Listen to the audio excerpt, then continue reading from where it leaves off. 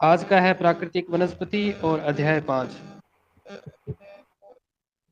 क्या आप कभी पिकनिक के लिए जंगल में गए हैं? अगर आप शहर में रहते हैं तो अवश्य ही पार्क में गए होंगे। अगर गांव में रहते हैं तो आम, अमरूद या नारियल के बगीचे में भी गए होंगे। आप प्राकृतिक और मानव रोपित वनस्पतियों में कैसे अंतर कर सकते हो? जो पौधा जंगल में प्राकृतिक परिस्थितियों में फलता फूलता है, वही पेड़ आपके बगीचे में मानव देखरेख में भी उगाया जाता है। प्राकृतिक वनस्पति से अभिप्राय उस पौधे या उस समुदाय से लिया जाता है जो लंबे समय तक बिना किसी बाहरी हस्तक्षेप से उगता है। उनकी विभिन्न प्रजातियां भी वहां पाई जाती है। पाई जाने वाली मिट्टी जलवायु परिस्थितियों में यथासंभव स्वयं को वह ढाल लेती है। भारत में विभिन्न प्रकार की प्राकृतिक वनस्पति पाई जाती है। हिमालय पर्वत वह शीतोष्ण कटिबंधीय वनस्पति उगती है यहाँ पे, क्योंकि कर्क रेखा से जस्ट ऊपर सारा का सारा हिमालय शीतोष्ण कटिबंध में आता है, तो शीतोष्ण कटिबंधीय वनस्पति उगती है यहाँ। पश्चिमी घाट जो कर्क रेखा से नीचे है, पश्चिमी घाट तथा अंडमान निकोबार द्वीप समूह पर उष्ण कटिबंधीय वर्षा वन पाए जाते हैं। उष्ण कटिबंधीय वर्षा वन पाए जाते हैं। डेल्टा क्षेत्रों में इन वनों को उष्ण कटिबंधीय मैग्रोव वन और राजस्थान के मरुस्थलीय भागों में अर्ध मरुस्थलीय क्षेत्रों में विभिन्न प्रकार की झाड़ियां है, कैक्टस है, कांटेदार वनस्पति भी पाई जाती है। मिट्टी और जलवायु की विभिन्नता के आधार पर या के कारण भारत में वनस्पति क्षेत्रीय विभिन्नताएं भी पाई या देखी जाती है। मुख्य वनस्पति प्रमुख वनस्पति प्रकार तथा जलवायु परिस्थितियों के आधार पर भारतीय वनों को निम्न प्रकारों में बांटा जा सकता है। भारतीय वनों को निम्न प्रकार के बांटा जा सकता है। अब है कि वनों के प्रकार कौन कौन से हैं। एक तो ये कह रहा है कि उष्ण कटिबंधीय सदाबहार वन। कौन से कटिबंध में? उष्ण कटिबंध में। कैसे वन? सदाबहार वन और अर्ध सदाबहार वन। तो प्रकार कितने हैं? ये प्रकार 5 है, थोड़ा सा ये ध्यान रखना, पहला क्वेश्चन। दूसरा है उष्ण कटिबंधीय पर्णपाती वन। है तो उष्ण कटिबंध में, परंतु पर्णपाती वन है जो पत्ते गिराते हैं। उसके बाद में 3 नंबर है उष्ण कटिबंधीय कांटेदार वन, जो राजस्थान और गुजरात वगैरह क्षेत्र में रावली के पश्चिम में पाई जाती है। पर्णपाती वन और कांटेदार वन। नंबर 4 है पर्वतीय वन, जो पर्वतीय ढलानों पर पाए जाते हैं। उसके बाद में वेलांचली या अनूपवन, ये वो वन होते हैं जो ज्वारीय क्षेत्रों पर पाए जाते हैं। मैग्रोव वन भी बोलते हैं इनको, अनूपवन। उसके बाद में उष्ण कटिबंधीय सदाबहार वन एवं अर्ध सदाबहार वन। ये वन पश्चिमी घाट, थोड़ा सा इनका क्षेत्र याद रखना, पश्चिमी घाट की पश्चिमी ढाल पर, क्योंकि पश्चिमी घाट की पूर्वी ढाल तो वृष्टि छाया प्रदेश है ना, तो पश्चिमी घाट की पश्चिमी ढाल पर, उसके बाद में उत्तरी और पूर्वी क्षेत्र की पहाड़ियों पर। दूसरा है उत्तरी पूर्वी पहाड़ियां। तीसरा है अंडमान और निकोबार द्वीप समूह में पाए जाते हैं। इन उष्ण, ये वही क्षेत्र हैं जो सबसे ज्यादा 400 प्लस वर्षा वाले क्षेत्र आपको कल वाले मानसून में देखे थे हमने। ये उन उष्ण और आर्द्र क्षेत्रों में पाए जाते हैं जहां वर्षा 200 सेंटीमीटर प्लस होती है। क्वेश्चन आया हुआ है। और औसत वार्षिक तापमान यहाँ पर 22 डिग्री सेल्सियस से अधिक पर रहता है। कई बार पूछते हैं कि 22 डिग्री से ज्यादा रहता है या फिर 22 डिग्री से कम रहता है, तो 22 डिग्री प्लस रहता है। उष्णकटिबंधीय वन सघन और परतों वाले होते हैं, जहां भूमि के नजदीक की झाड़ियां और बेलें होती है, उनके ऊपर छोटे कद वाले पेड़ और सबसे ऊपर लंबे पेड़ होते हैं। इन पौधों में वृक्षों की लंबाई 60 मीटर, मैंने एक दिन पहले भी बात किया था वृक्षों की लंबाई से संबंधित। सदाबहार कुछ कह रहे थे 15 से 20 मीटर तक की होती है, और मैंने कहा था लगभग 50 से ज्यादा की होती है सदाबहार वनों। तो ये देख लो 60 मीटर है तो फुट कितना होना चाहिए? 180 फुट हो गया लगभग। 1 मीटर में 3 फीट माने जी सर। तो इनका अधिक, ये भी अधिक भी हो सकती है, यानी कि इससे भी ज्यादा हो सकती है, 60 से भी ज्यादा, ये तो नॉर्मल बताया है।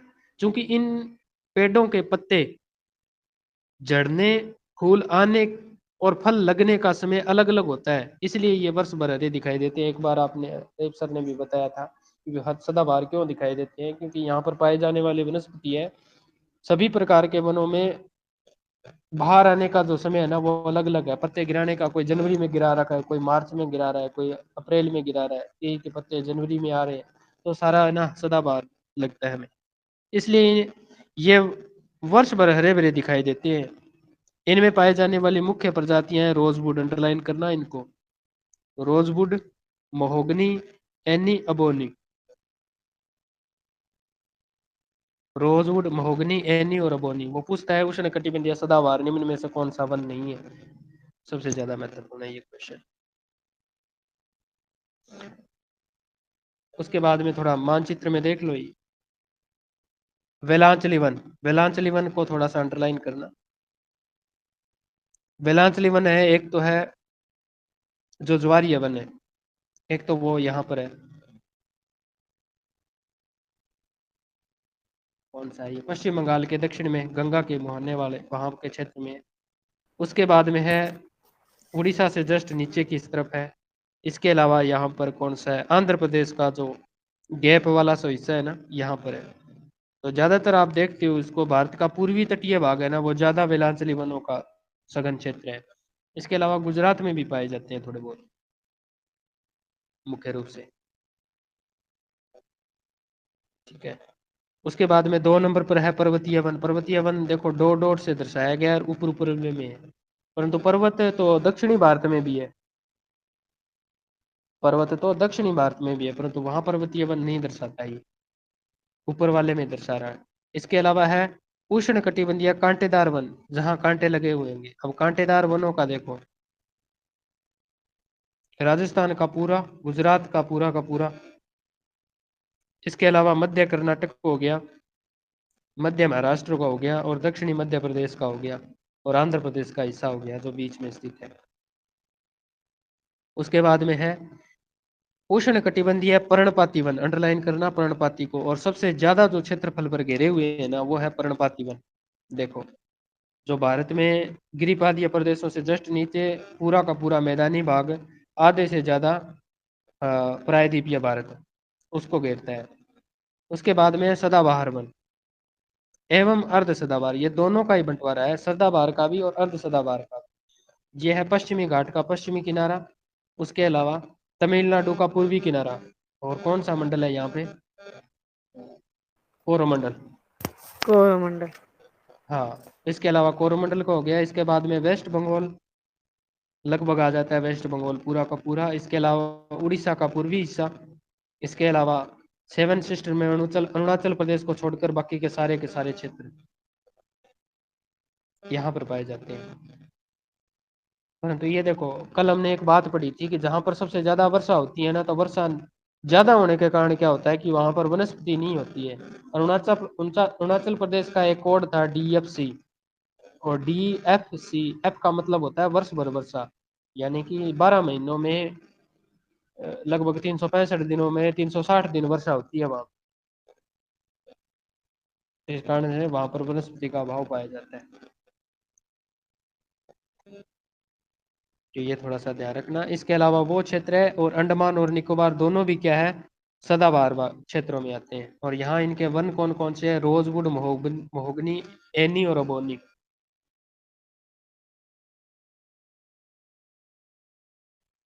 Ebony, mahogany, rosewood. उसके बाद में है नेक्स्ट है अर्ध सदाबहार वन। इन्हीं क्षेत्रों में जो इन्हीं की बात कर रहे हैं ना, इन्हीं क्षेत्रों में अर्ध सदाबहार भी है, अपेक्षाकृत कम वर्षा वाले भागों में। यानी कि वर्षा तो होती है परंतु थोड़ी सी अपेक्षाकृत कम होती है, कम में पाए जाते हैं। ये वन सदाबहार और अर्ध अर्ध पर्णपाती वनों का मिश्रित रूप है, अंडरलाइन करना इस बात को। ये वन है पर्णपातियों का, अर्ध पर्णपाती वनों का मिश्रित रूप है, इनको मिश्रित वन भी कहते हैं। इनमें मुख्य वृक्ष है, इनके मुख्य वृक्ष है किनके, अर्ध सदाबहार के। एबोनी, महोगनी, रोजवुड है वो तो है सदाबहार के, और अर्ध सदाबहार के हैं साइडर, होल्लक और केल, केल साइड हो। ठीक है। अंग्रेज भारत में वनों की अत्यधिक महत्ता को समझते हैं, इसलिए उन्होंने इनका बड़े पैमाने पर दोहन भी किया। इनमें से वनों की संरचना भी बदलती चली गई। गढ़वाल और कुमायूं हिमालय, अंडरलाइन करना इन दोनों नामों को, गढ़वाल और कुमायूं हिमालय में पाए जाने वाले ओक के स्थान पर चीड़ के वृक्ष उगाए। ओक के स्थान पर कौन से वृक्ष उगाए? चीड़ के वृक्ष। और कहाँ पर उगाए? गढ़वाल और कुमायूं हिमालय में। और किसने उगाए? अंग्रेजों ने उगाए। क्योंकि अंग्रेजों के पास जो जो इनके उपनिवेश थे ना, वहां वहां पर उन्होंने वृक्षों का और इसके अलावा चाय के बागानों का, जैसे ब्राजील था तो ब्राजील में वहां की मृदा को देखते हुए वहां पर कावा के बागान डाले। और इसके अलावा चिली में केले के बागान डाले। और भारत में है कॉफी है, मसाले हैं, और इनके जो बागान डाले तो वो जैसे करते थे अंग्रेज। जो रेल की पटरियों पर, चीड़ क्या काम करता है कि रेल की पटरियों को बिछाने के लिए आवश्यक थे। इसके अलावा चाय है, कॉफी है, रबर है, के बागान लगाने के लिए वनों को साफ किया। वनों को साफ किया गया। विश्व में सबसे ज्यादा रबड़ उत्पादक कौन सा है? फिलीपींस है क्या? याद आ रहा है क्या कोई? शायद फिलीपींस ही होना चाहिए। दक्षिणी पूर्वी एशिया का ही है कोई देश सर्वाधिक रबर उत्पादक वाला। वनों को साफ किया गया। लकड़ी, कौन सा? थाईलैंड है या फिलीपींस है, दोनों में। थाईलैंड हाँ से। हाँ, यही होना चाहिए, थाईलैंड या फिलीपींस है तो यही दक्षिणी पूर्वी एशिया का ही है।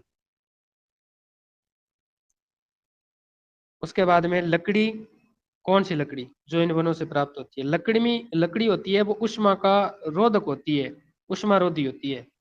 कई बार स्विच वगैरह में हम लगाते हैं तारे, नंगी तारे लगाते हैं तो उसमें लकड़ी डालते हैं तो इस कारण क्या होती है वो उष्मा रोधक होती है। इसलिए अंग्रेजों ने इनका प्रयोग इमारत निर्माण में भरपूर मात्रा में किया जाता है। इस तरह के संरक्षण को भूलकर वनों का व्यापारिक इस्तेमाल किया गया। उसके बाद में उष्ण कटिबंधीय पर्णपाती वन, जो पत्ते गिराते हैं वो पर्णपाती वन। किस क्षेत्र के? उष्ण कटिबंध के, न कि शीतोष्ण के। भारत में ये वन बहुतायत से पाए जाते हैं। उनमें ये शब्द नहीं लिया गया था। भारत में ये शब्द सदाबहार वन बहुतायत से पाए जाते हैं, उसमें ये बहुतायत शब्द नहीं था। यहाँ बहुतायत है शब्द है, अंडरलाइन करना बहुतायत को। भारत में ये बहुतायत में पाए जाते हैं। इन्हें मानसून वन भी कहते हैं, अंडरलाइन करना मानसून वन। मानसूनी जलवायु पाई जाती है तो मानसून वन भी पाए जाएंगे। तो मानसून वन कौन से हैं? उष्ण कटिबंधीय पर्णपाती वन।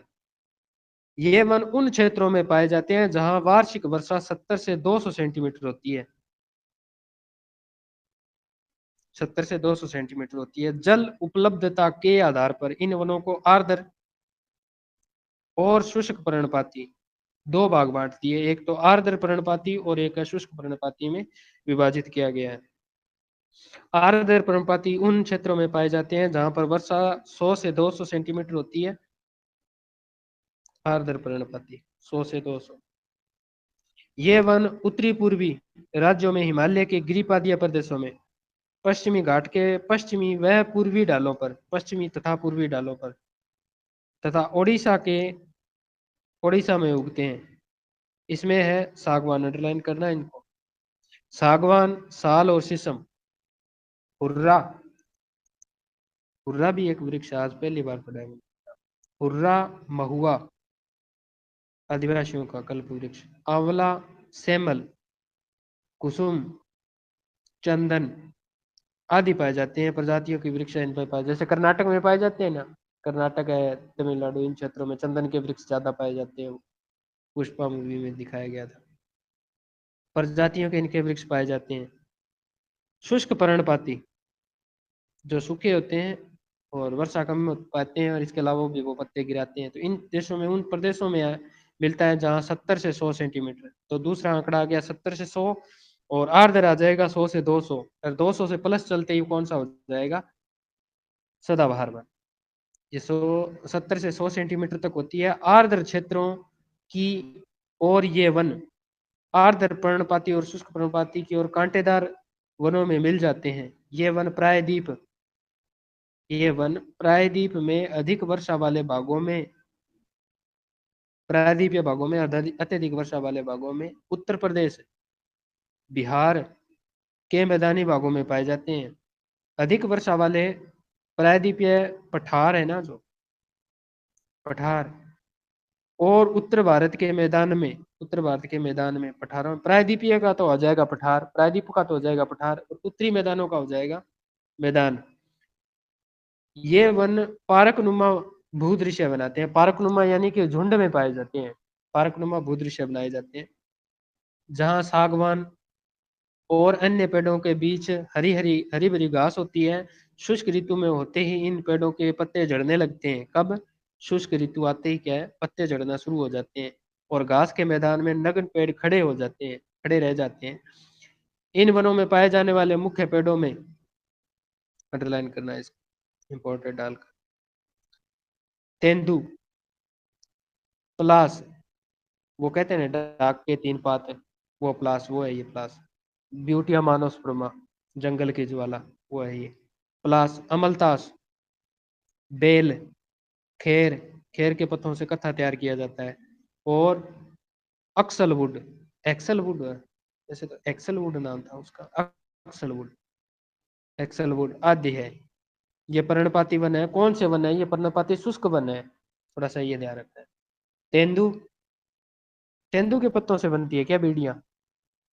हाँ, तेंदू इस वाले से ही बनती है, हाँ तेंदू वाले से ही बनती है। तेंदू, प्लास, अमलतास, बेल, खेर, खेर के पत्तों से कृषि, और उसके बाद में एक्सेल वुड। वो सिर्फ और सिर्फ नाम देगा आपको और सुमेलित भी करवा सकता है। सीधा पूछ सकता है कि एक्सेल वुड कौन सा है। एक्सेल वुड शुष्क पर्णपाती है कि अर्ध शुष्क पर्णपाती है कि पर्णपाती है कि इसके अलावा अर्ध सदाबहार है, तो ये थोड़ा हमें ध्यान रखना पड़ेगा। या फिर किसी सदाबहार या उष्ण कटिबंध के बारे में 4 कथन दे देगा वो, उसमें से अब वनों में भी ये डाल दे कि तेंदु, प्लास, अमलतास, बेर, खेर और इसके अलावा यहाँ चंदन दे दे।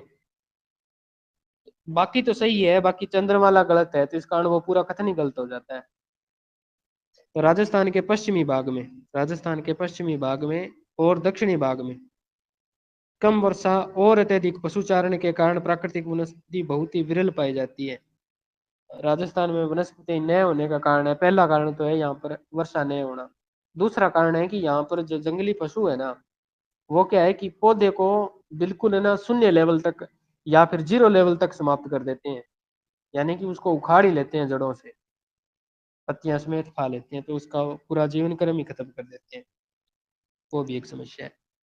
इसके अलावा उष्ण कटिबंधीय कांटेदार वन, उष्ण कटिबंधीय कांटेदार वन, उष्ण कटिबंधीय कांटेदार वन उन भागों में पाए जाते हैं जहां वर्षा 50 सेंटीमीटर से कम होती है। तो राजस्थान की 57 है पूरे की, परंतु यहाँ पर भी थोड़ा सा है, 125 सेंटीमीटर भी है झालावाड़ में, ठीक है, 100 सेंटीमीटर है, 125 तो माउंट आबू क्षेत्र में है, और पूर्वोत्तर राजस्थान में 80+ है, पश्चिमी राजस्थान में 50 है, 50 सेंटीमीटर है, पूरे राजस्थान को 2 भागों में ये लगभग।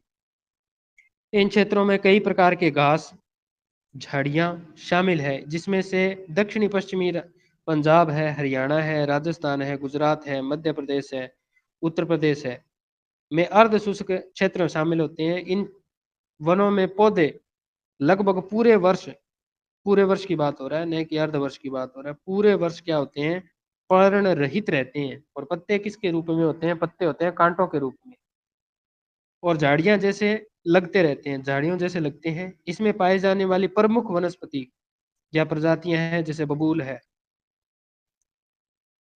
उसके बाद में बेर है, जो उसके बाद में खजूर है, बहुत महत्वपूर्ण पौधा है आवाज कट खजूर रही है। है सर आपकी। नहीं तो कट रही है क्या कोई मेरी आवाज अभिषेक से? सुशीला, टीवी में मेरी आवाज कट रही है क्या? सर हमारे पास तो नहीं कर सर।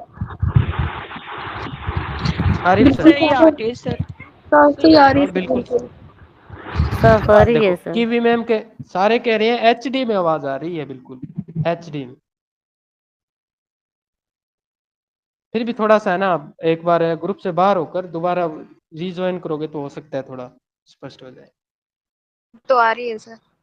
हाँ, इसमें है बबूल, बबूल को तो सारे जानते हैं। उसके बाद में बेर है, खजूर है, खेर है, खेर कत्था वाला वही है, खेर उसमें भी था, नीम है, खेजड़ी है, पलास है। ये देखो ये क्या समस्या है कि पलास का जो यहाँ पर भी पौधा है, पलास वाला शुष्क पर्णपाती में भी है। कई बार क्या होता है कि पौधा उग तो सकता है उस वनस्पति में, परंतु उसका जो आदर्श दशा कहाँ पर है वो बात कर रहा है। जैसे चीड़ की आदर्श दशा कहाँ पर है, तो वो तो चीड़ का पौधा तो भारत में उष्ण कटिबंधीय किसी भी क्षेत्र में उगा दो, चाहे वो शुष्क हो चाहे अर्ध शुष्क हो, सदाबहार बनो, कोई सा भी क्षेत्र हो, परंतु उसकी जो आदर्श दशाएं है ना वो उनकी बताई गई है। तो यहाँ भी इसकी आदर्श पलाश की आदर्श दशा यहाँ भी स्थित है इत्यादि। वृक्षों के नीचे, इसके अलावा इसमें वो नहीं है, राजस्थान का कौन सा है वो मारवाड़ टीक, क्या नाम है उसका, मारवाड़ टीक, रोइड। हाँ रोइडा। रोइडा नहीं है, तो वो थोड़ा सा आप इसमें सोच सकते हो। वृक्षों के नीचे लगभग 2 मीटर लंबी, वृक्षों के नीचे लगभग 2 मीटर लंबी गुच्छ घास पाई जाती है, उष्ण कटिबंधीय कांटेदार वन।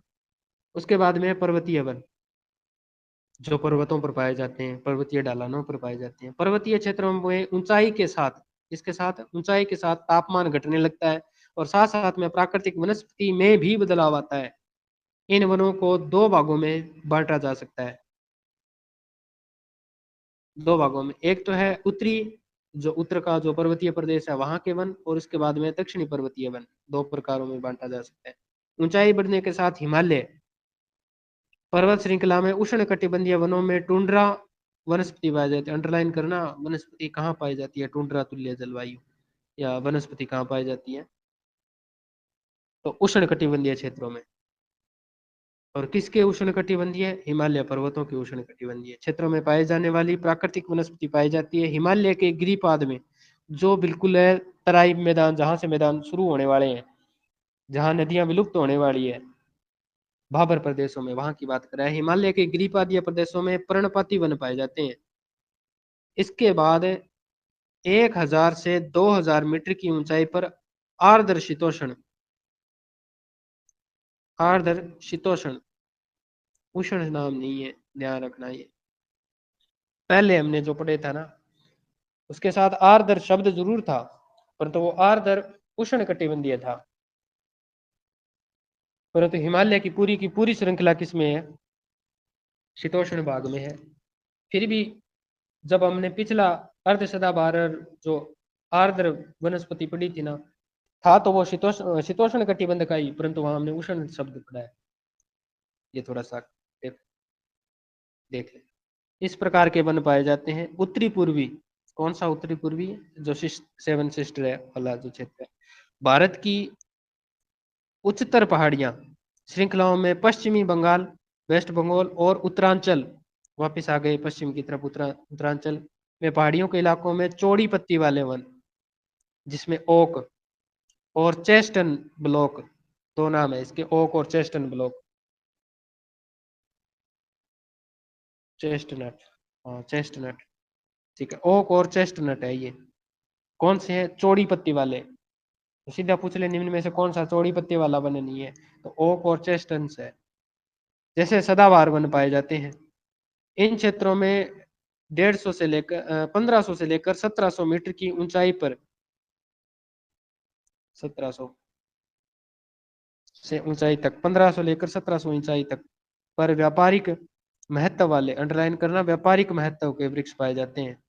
तो व्यापारिक महत्व के वृक्षों की ऊंचाई क्या है, 1500 से लेकर 1700 मीटर की ऊंचाई पर है। जिसमें पहला वृक्ष कौन सा है, चीड़ के वन पाए जाते हैं। और चीड़ के वनों को किसके स्थान पर उगाया था, वो उगाया था ओक के स्थान पर। किन्होंने उगाया था, वो उगाया था अंग्रेजों ने उगाया था यहाँ पर। किस लिए, क्योंकि उनको इंग्लैंड में सबसे ज्यादा है वो उनके घरों के निर्माण और फर्नीचर निर्माण के लिए वनों की आवश्यकता होती थी, तो उन्होंने ओक के स्थान पर चीड़ को उगाया। और पूरा का पूरा जो ब्रिटेन है, इंग्लैंड है, वो शीतोष्ण कटिबंध में है, तो वहां के पौधे यहाँ पर उगाए थे उन्होंने। हिमालय में 1500 लेकर 1700 मीटर की ऊंचाई पर।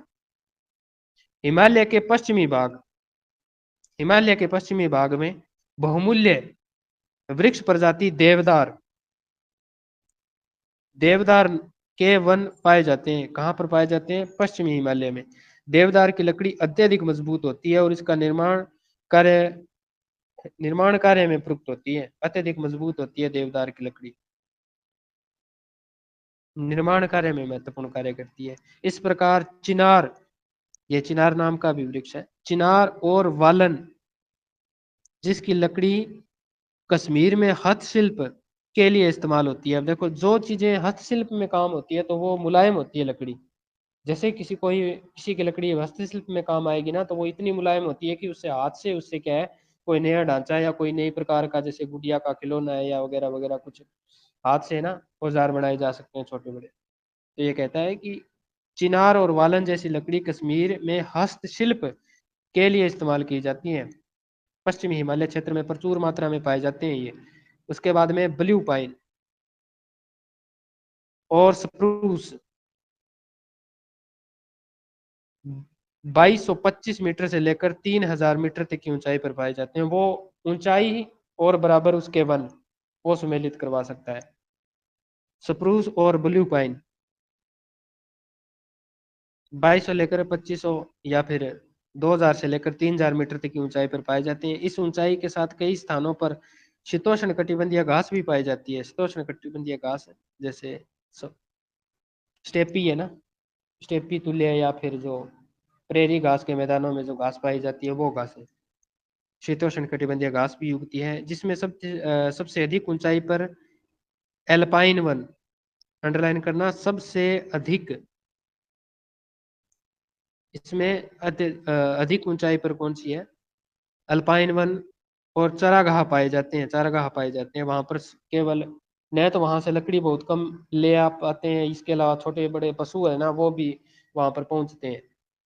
आवागमन के साधन बहुत कम है तो इस कारण से वो 3000 से लेकर 4000 की मीटर तक की ऊंचाई तक पाए जाते हैं। कौन से वन है, अल्पाइन के वन।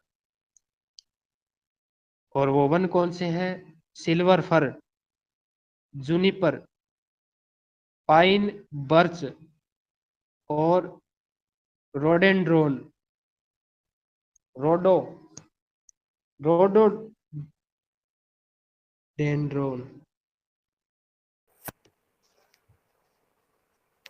आदि वृक्ष पाए जाते ये हैं। रोडोडेंड्रोन वाला अब किस नया था आंसर सीरीज में?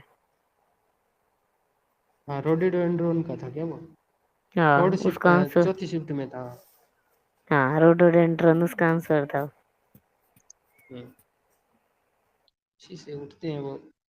क्वेश्चन पूछता है भाई ये देख लो कि सबसे ज्यादा ऊंचाई पर है। अरे दो तो देगा, जैसे उष्ण कटिबंधीय है जो धरातलीय वन दे देगा उसमें एक दे देगा फर और जूनिफर। हमें पता होना चाहिए फर और जूनिफर है वो, इसके अलावा जो पीछे पड़े हैं ब्लू पाइन और स्प्रूस उससे ज्यादा ऊंचाई पर पाए जाते हैं। तो इसकी आपको बुक में पढ़ने के अलावा एक अपनी ही इंडेक्स तैयार करनी होगी अलग से।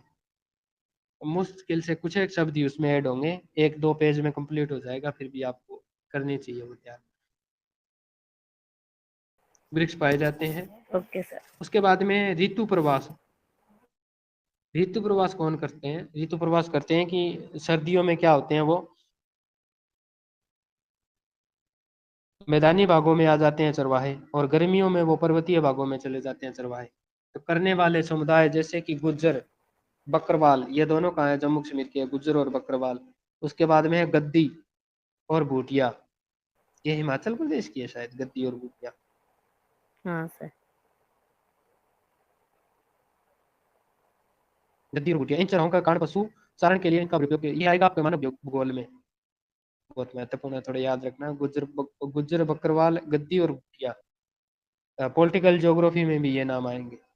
इन चरवाहों का प्रमुख चारण के लिए भरपूर उपयोग होता है। शुष्क उत्तरी उत्तरी भी कैसा, शुष्क ढलानों पर तुलना में अधिक वर्षा वाले, शुष्क उत्तरी ढालों की तुलना में जो अधिक वर्षा वाले हैं ना, अधिक वर्षा वाले हिमालय के दक्षिणी ढाल पर अधिक वनस्पति पाई जाती है। थोड़ा सा ये कहना चाहता है कि हिमालय का जो दक्षिणी ढाल है ना, उत्तरी ढाल और दक्षिणी ढाल, तो दक्षिणी ढालों पर ज्यादा वनस्पति पाई जाती है जिसमें मॉस व लाइकेन, मॉस व लाइकेन है।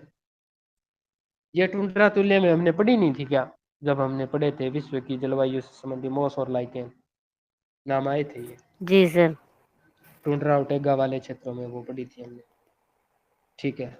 उसके बाद में दक्षिणी पर्वतीय वन, कौन से दक्षिणी, भारत के दक्षिणी पर्वतीय वन मुख्यतः प्रायद्वीप के 3 भागों में मिलते हैं। कौन कौन सा है? एक तो पश्चिमी घाट है, एक विंध्याचल है, गुजरात के पश्चिम का पूर्व का इलाका विंध्याचल, और नीलगिरी है केरल के और कर्नाटक के बीच में जो क्षेत्र है, तमिलनाडु संक्रांति प्रदेश है, वहां पर नीलगिरी। तीन जगह पर मिलते हैं। एक तो कहता है पश्चिमी घाट पूरा का पूरा, जो एक दीवार के रूप में खड़ा हुआ है पश्चिम की ओर, वो आता है गोवा से लगभग है, कोंकण तट से होता है मालाबार की ओर, परंतु उनके बीच में भी कुछ एक स्थान है। दूसरा है विंध्याचल पर्वत और नीलगिरी पर्वत। क्योंकि ये श्रृंखलाएं उष्ण कटिबंध में पड़ती है और इनकी समुद्र तल से ऊंचाई भी लगभग कितनी है? 1500 मीटर की है।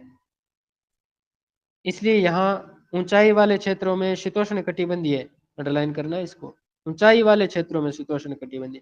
क्षेत्र तो पूरा का पूरा उष्ण कटिबंध का है, परंतु जैसे जैसे ऊंचाई बढ़ती है ना, तो ऊंचाई बढ़ने के साथ में तापमान में भी कमी आती है। जैसे जैसे कमी आती है ना, तो एक ऐसा तापमान बन जाता है जो कि शीतोष्ण कटिबंध के तापमान से मेल खाता है। जैसे ही वहां से मेल खाएगा ना, तो वहां पर उसी प्रकार की वनस्पति पनपेगी जैसे शीतोष्ण कटिबंध की थी। तो ये कहता है कि 1500 मीटर की ऊंचाई पर पाए जाने वाले शीतोष्ण कटिबंधीय वन और निचले क्षेत्रों में उपोष्ण कटिबंधीय वन, शीतोष्ण से नीचे है, प्राकृतिक वनस्पति पाई जाती है। केरल। सर ये बहुत कंफ्यूजन हो रहा है। जो सर ने करवा रखा है ना, उन्होंने अल्पाइन वनस्पति में लिखवाया हुआ है मोस और लाइकेन वगैरह, और अब यहाँ पे हम पढ़ रहे हैं तो कहाँ पर अल्पाइन में ही नहीं। मोस जो और मैं लाइकेन कहाँ करवाया? सर ने जो डायग्राम बनवा रखा है ना कुलदीप सर ने, उसमें अल्पाइन वनस्पति 3000 से 4000 मीटर के बीच करवा रखे हैं। और यहाँ हम और पढ़ रहे किस? हैं कि ये टुंड्रा वनस्पति है। अच्छा, वो टेंगा होता है, ये टुंड्रा में आएगा अल्पाइन हाँ कुछ? हाँ, टुंड्रा। अच्छा, अल्पाइन और टुंड्रा एक ही वनस्पति है सर? अल्पाइन, अल्पाइन शायद नीचे होती है, टुंड्रा उसके ऊपर होता है। हाँ हाँ। ये तो देखो, एक तो होती है हाँ टेगा, एक होती हाँ, है टुंड्रा। टुंड्रा होती है ऊपर, टेगा टेगा नीचे नहीं होती क्या? टेगा नीचे होती है हाँ सर, टुंड्रा सबसे ऊपर होता है, टुंड्रा प्रदेश। हाँ, टुंड्रा ऊपर होता है, टुंड्रा तुल्य। हाँ, तो यहाँ पे तो ये टुंड्रा बोल तुल्य रहा है कि टुंड्रा वहां पर ही था मोस वनस्पति और है, लाइकेन। मोस और लाइकेन। विश्व की जलवायु। और और कुलदीप सर ने कहा हुआ है कि हम्म। अल्पाइन है मोस।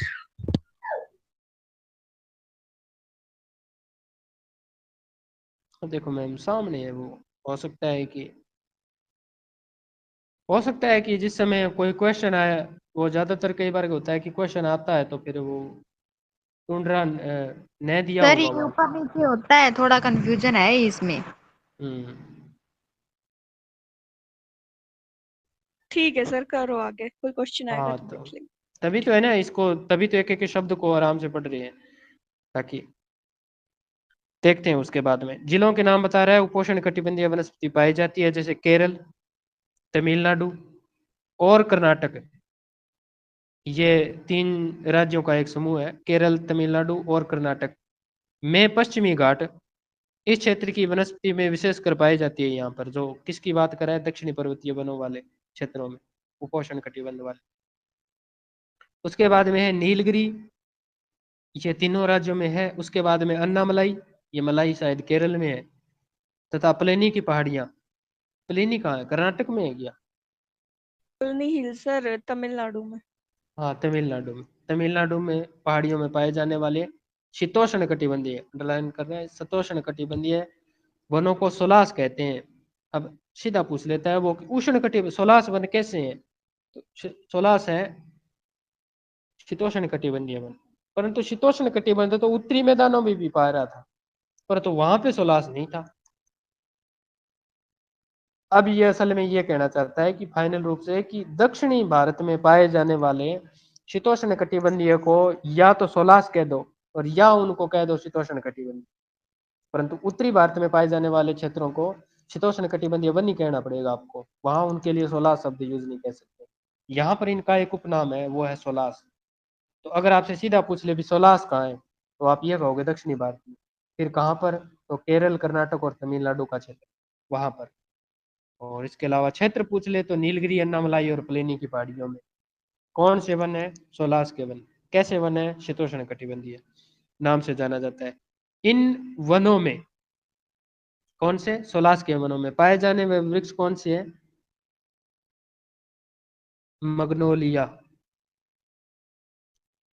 लरेल, सिनकोना, सिनकोना की छाल से वो रोग निवारक भी है।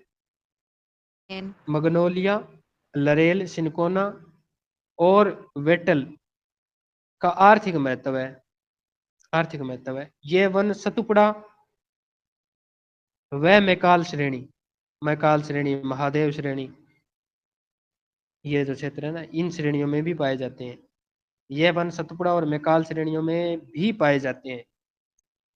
केरल वगैरह यहाँ क्षेत्र में तो पाए जाते ही हैं वहां पे, परंतु इसके अलावा सतपुड़ा जो कहाँ पर है, महाराष्ट्र में है क्या, महाराष्ट्र जहाँ पर बरस घाटियों से होकर बहता है ना ये क्षेत्र, ताप्ती है, नर्मदा है, ये जो क्षेत्र है यहाँ पर सतपुड़ा और एमपी होगा मैकाल ना श्रेणी। सर, शायद मध्य हाँ मध्य प्रदेश प्रदेश, होता। ज्यादातर तो मध्य प्रदेश है, परंतु हम्म है इसी क्षेत्र में, आप समझ गए जो मैं कहना चाहता हूँ। हम्म उसके बाद में वेलांचली वन और अनूप सिंह का वन, अनूप वन। हालांकि इसमें ना दोनों नामों को पढ़ के ना ऐसा हमें वैसा फील नहीं होता कि असल में ये ज्वारीय वन है, परंतु आपको ध्यान रखना पड़ेगा ये असल में ज्वारीय ही वन है। जो क्या है कि ज्वार भाटा से या फिर जो समुद्री जो सुनामी आती है ना, उनसे रक्षा करता है ये, तटीय भागों की रक्षा करता है। कौन करता है, वेलांचली वन या अनूप वन। भारत में विभिन्न प्रकार के आर्द्र व अनूप आवास पाए जाते हैं, आवास पाए जाते हैं। इसमें 70% भाग पर चावल की खेती की जाती है। आर्द्र व अनूप आवास पाए जाते हैं, आवास की बात हो रही है क्षेत्र की। इसके 70% भाग पर चावल की खेती की जाती है और भारत के लगभग 39 लाख हेक्टेयर भूमि आर्द्र भूमि है। उड़ीसा में चिल्का, भरतपुर में केवलादेव अंतर्राष्ट्रीय महत्व की आर्द्र भूमि है, आर्द्र नमभूमि कहते हैं ना उनको।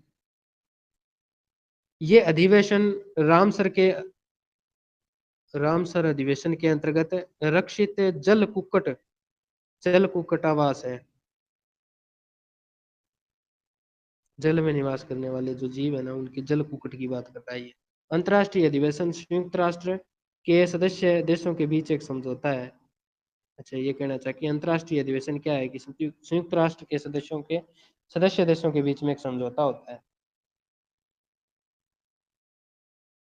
मुख्यतः वेलांचली वन या इसके बारे में पहला तो आपको पूछा कि आर्द्र क्षेत्र या अनुपवन कितने हैं, तो भारत में 70%, और 70% है यानी कि 100% है, उसमें 70% पर चावल की कृषि की जाती है। जैसे वेस्ट बंगाल है, वेस्ट बंगाल का पूर्वी इलाका है ना, जो समुद्री इलाका है, तो वहां पे सबसे ज्यादा है। उड़ीसा में पूर्व की है। इसके अलावा आप देख लो ना, राष्ट्रीय या फिर अंतर्राष्ट्रीय, अंतर्राष्ट्रीय चावल अनुसंधान केंद्र कहाँ पर है, उड़ीसा में है शायद, मुझे ऐसा याद आ रहा उड़ीसा में ही सर। है।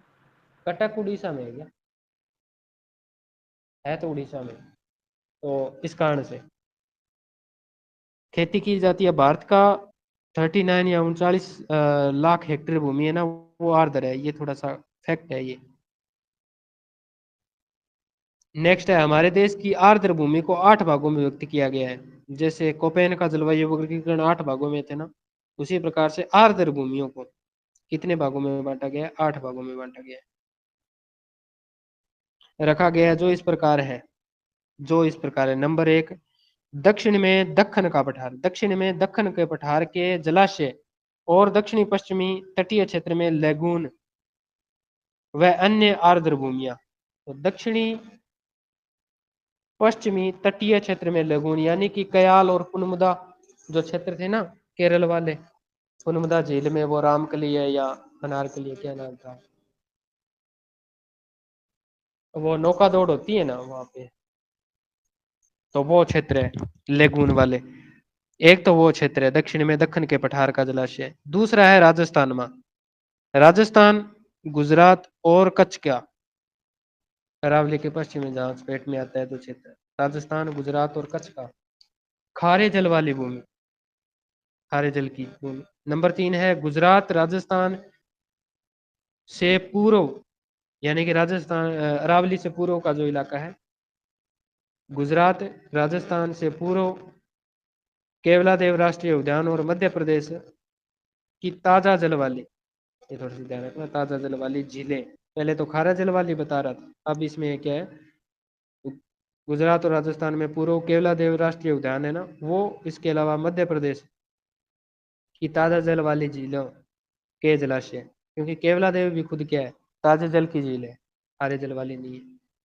भारत के पूर्वी तट पर, अब भारत का पूर्वी तट हो गया, तो जो 4-5 राज्य हैं उनमें से देखते हैं कौन सा है। भारत के पूर्वी तट पर डेल्टाई क्षेत्र, जो जहाँ डेल्टा डेल्टा का निर्माण होता है वहां आर्द्र भूमि है, वह लेगून भी है, जैसे चिल्का झील आदि। उसके बाद में है 5 नंबर है गंगा के मैदान, यानी कि मध्यवर्ती भाग, गंगा के मैदान में ताजा जल वाले कच्छ क्षेत्र। उसके बाद में ब्रह्मपुत्र, ब्रह्मपुत्र आती है चाइना से और अरुणाचल प्रदेश से प्रवेश करती है, वो है ब्रह्मपुत्र घाटी में बाढ़ का मैदान। कौन सा मैदान? बाढ़ का मैदान। वह उत्तरी पूर्वी भारत में हिमालय का गिरिपादी है, वह कच्छ एवं अनूप क्षेत्र है, अनूप क्षेत्र है। उसके बाद में है 7 नंबर, कश्मीर और लद्दाख का, यानी कि कश्मीर भी आ जाता है, कश्मीर और लद्दाख का पर्वतीय झीलों और नदियों का क्षेत्र, वहां पर भी ये स्थित है। नम भूमि की बात कर रहा है, आर्द्र भूमि की, ऐसा नहीं कर रहा है कि वहां पे वन पाए जाते हैं, उसकी बात नहीं बात कर रहा है, ये आर्द्र भूमियों की बात कर रहा है। उसके बाद में है अंडमान और निकोबार द्वीप समूह के द्वीप चापों, द्वीपीय चापों के मैग्रोव वन और दूसरे आर्द्र क्षेत्र। मैग्रोव लक्षण, मैग्रोव लवण लक्षण, मैग्रोव लवण लक्षण ज्वारीय संकरी, ज्वारीय संकरी खाड़ी, पंक मैदान और ज्वार नदमुख के तटीय क्षेत्रों पर उगते हैं। अब ये क्या कहते हैं, दोबारा समझते हैं। अंडमान और निकोबार द्वीप समूह के द्वीप चापों के मैग्रोव वन और दूसरे आर्द्र वन, यहां तक तो आ गई बात खत्म। अब नई लाइन शुरू होती है, कहां से? मैग्रोव लवण कच्छ वन, उसकी बात हो रही है कि मैग्रोव लवण कच्छ जो क्षेत्र है ना, वो ज्वारीय संकरी खाड़ी होती है, या तो संकरी खाड़ी हो ज्वारीय है, या फिर पंक मैदान हो, मैदानीय भाग होता है जहां पर क्या है, नदियों द्वारा पंक है वो निक्षेपित किया जाता है, तो या तो पंक मैदान हो, या फिर वो वैसा न हो ना तो ज्वार नदमुख हो, एस्चुरी क्षेत्र हो, जहां से नदियां सीधा पानी है वो समुद्र में डालती है, जैसे पश्चिमी भारत की नदियां। ज्वार नदमुख का तटीय क्षेत्र पर ये वन उगते हैं। इसमें बहुत से, इसमें बहुत से लवण से प्रभावित, से न प्रभावित होने वाले भी पेड़ पौधे होते हैं। अब कई बार ये होता है कि ये खारे पानी में भी उगते हैं क्या? कई कहते हैं कि नहीं नहीं सर, मीठे पानी में उगते हैं। ये खारे पानी और मीठे पानी के दोनों ही प्रकार के वन है, इसमें किसी एक प्रकार का वन नहीं है। तो ये कहता है कि इसमें बहुत से लवण से न प्रभावित होने वाले भी पेड़ पौधे होते हैं। उसके बाद में कहता है कि बंधे जल, यानी कि कोई जल का क्षेत्र है वो बंधा हुआ है, वहां पर उतना पानी रहना ही रहना है, तो वो कहता है बंधे जल वह ज्वारीय प्रवाह, जो ज्वार भाटा का जो प्रवाह है, कि संकरी खाड़ियों में आड़े तिरछे, आड़े भी हो सकते हैं तिरछे भी हो सकते हैं, कैसे भी है, ये वन विभिन्न किस्म के पक्षियों को आश्रय भी प्रदान करते हैं। जो समुद्री जीव, समुद्र के आसपास जो जीव पाए जाते हैं उनको आश्रय भी प्रदान करते हैं। चिली में तो पाई जाती है, एक बहुत बड़ी खदान पाई जाती है, क्योंकि यहाँ पर चिली में जो समुद्र के किनारे किनारे है वहां पर वन पाए जाते हैं, वनों के पूरे पुराने कितने हजारों वर्षों से वहां पर पक्षी है वो उन वृक्षों पर रहते हैं, और वृक्षों की जो बींठ वगैरह से क्या है, वहां पर एक नए ही प्रकार का खनिज का उत्खनन किया जा रहा है, पता नहीं नाम क्या था, आर्थिक भूगोल में पढ़ा था। किस्म के पक्षियों को आश्रय देते हैं। भारत में मैग्रोव वन, अंडरलाइन करना इस चीज को, वो कितना मैग्रोव वन है? भारत में मैग्रोव वन 6,740 वर्ग किलोमीटर। सर पुराना डाटा होगा ना ये तो, 2011 का है ये तो शायद। तो मैग्रोव भी तो लिमिटेड ही है मैम। सर शायद 7,000 के समथिंग। किसी के पास है नहीं क्या अपडेट? ये तो पुराना है सर डाटा। बुक में नहीं है क्या मैग्रोव वन का कोई डेटा? सर अभी तो कुलदीप सर मेरे वाले। पास तो है नहीं। कुलदीप सर और उनके कोई डाटा उन्होंने नहीं सर है। ऐसा ऐसा तो कुछ बस 7% लिखवा रखा है कि कुल मैंग्रोव वनों का 7% पाया ये तो जाता है इसमें भी भारत लिखवा में। रखा है। अभी बस क्या है कि और तो नई कुछ वन नहीं नीति है। आने वाली है कुछ टाइम बाद में, उसमें आ जाएगा वो सारे डेटा। हम्म। इसमें भी तो लिखवा रखा है ना, किलोमीटर क्षेत्र में पाए जाते हैं जो मैग्रोव वन, जो विश्व के, अंडरलाइन करना, विश्व के मैग्रोव क्षेत्रों का जो भारत में पाया जाता है ना वो 7% है। ये अंडमान निकोबार 1 नंबर द्वीप समूह पे। उसके बाद में वेस्ट बंगाल, वेस्ट बंगाल में इनका अलग ही नाम है जिसको कहते हैं सुंदरी के वन, सुंदरी या सुंदर डेल्टा अत्यधिक विकसित है। इसके अलावा ये महानदी, दक्षिणी भारत की जो नदियां हैं, गोदावरी, कृष्णा, महानदी, गोदावरी, कृष्णा नदियों के डेल्टाई भाग में पाए जाते हैं, अंडरलाइन डेल्टाई भाग यानी कि पूर्व वाले में ही है। इन वनों में बढ़ते अतिक्रमण, इन वनों में बढ़ते अतिक्रमण के कारण इनका संरक्षण आवश्यक हो गया है। भारत में वनावरण थोड़ा सा देख लें।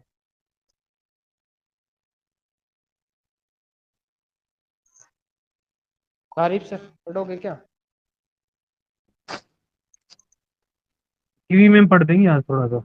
हाँ कीवी में हाँ हम पढ़ेगी। ठीक है सर। अंडमान और निकोबार द्वीप समूह व पश्चिम बंगाल के सुंदरवन डेल्टा में अत्यधिक विकसित है।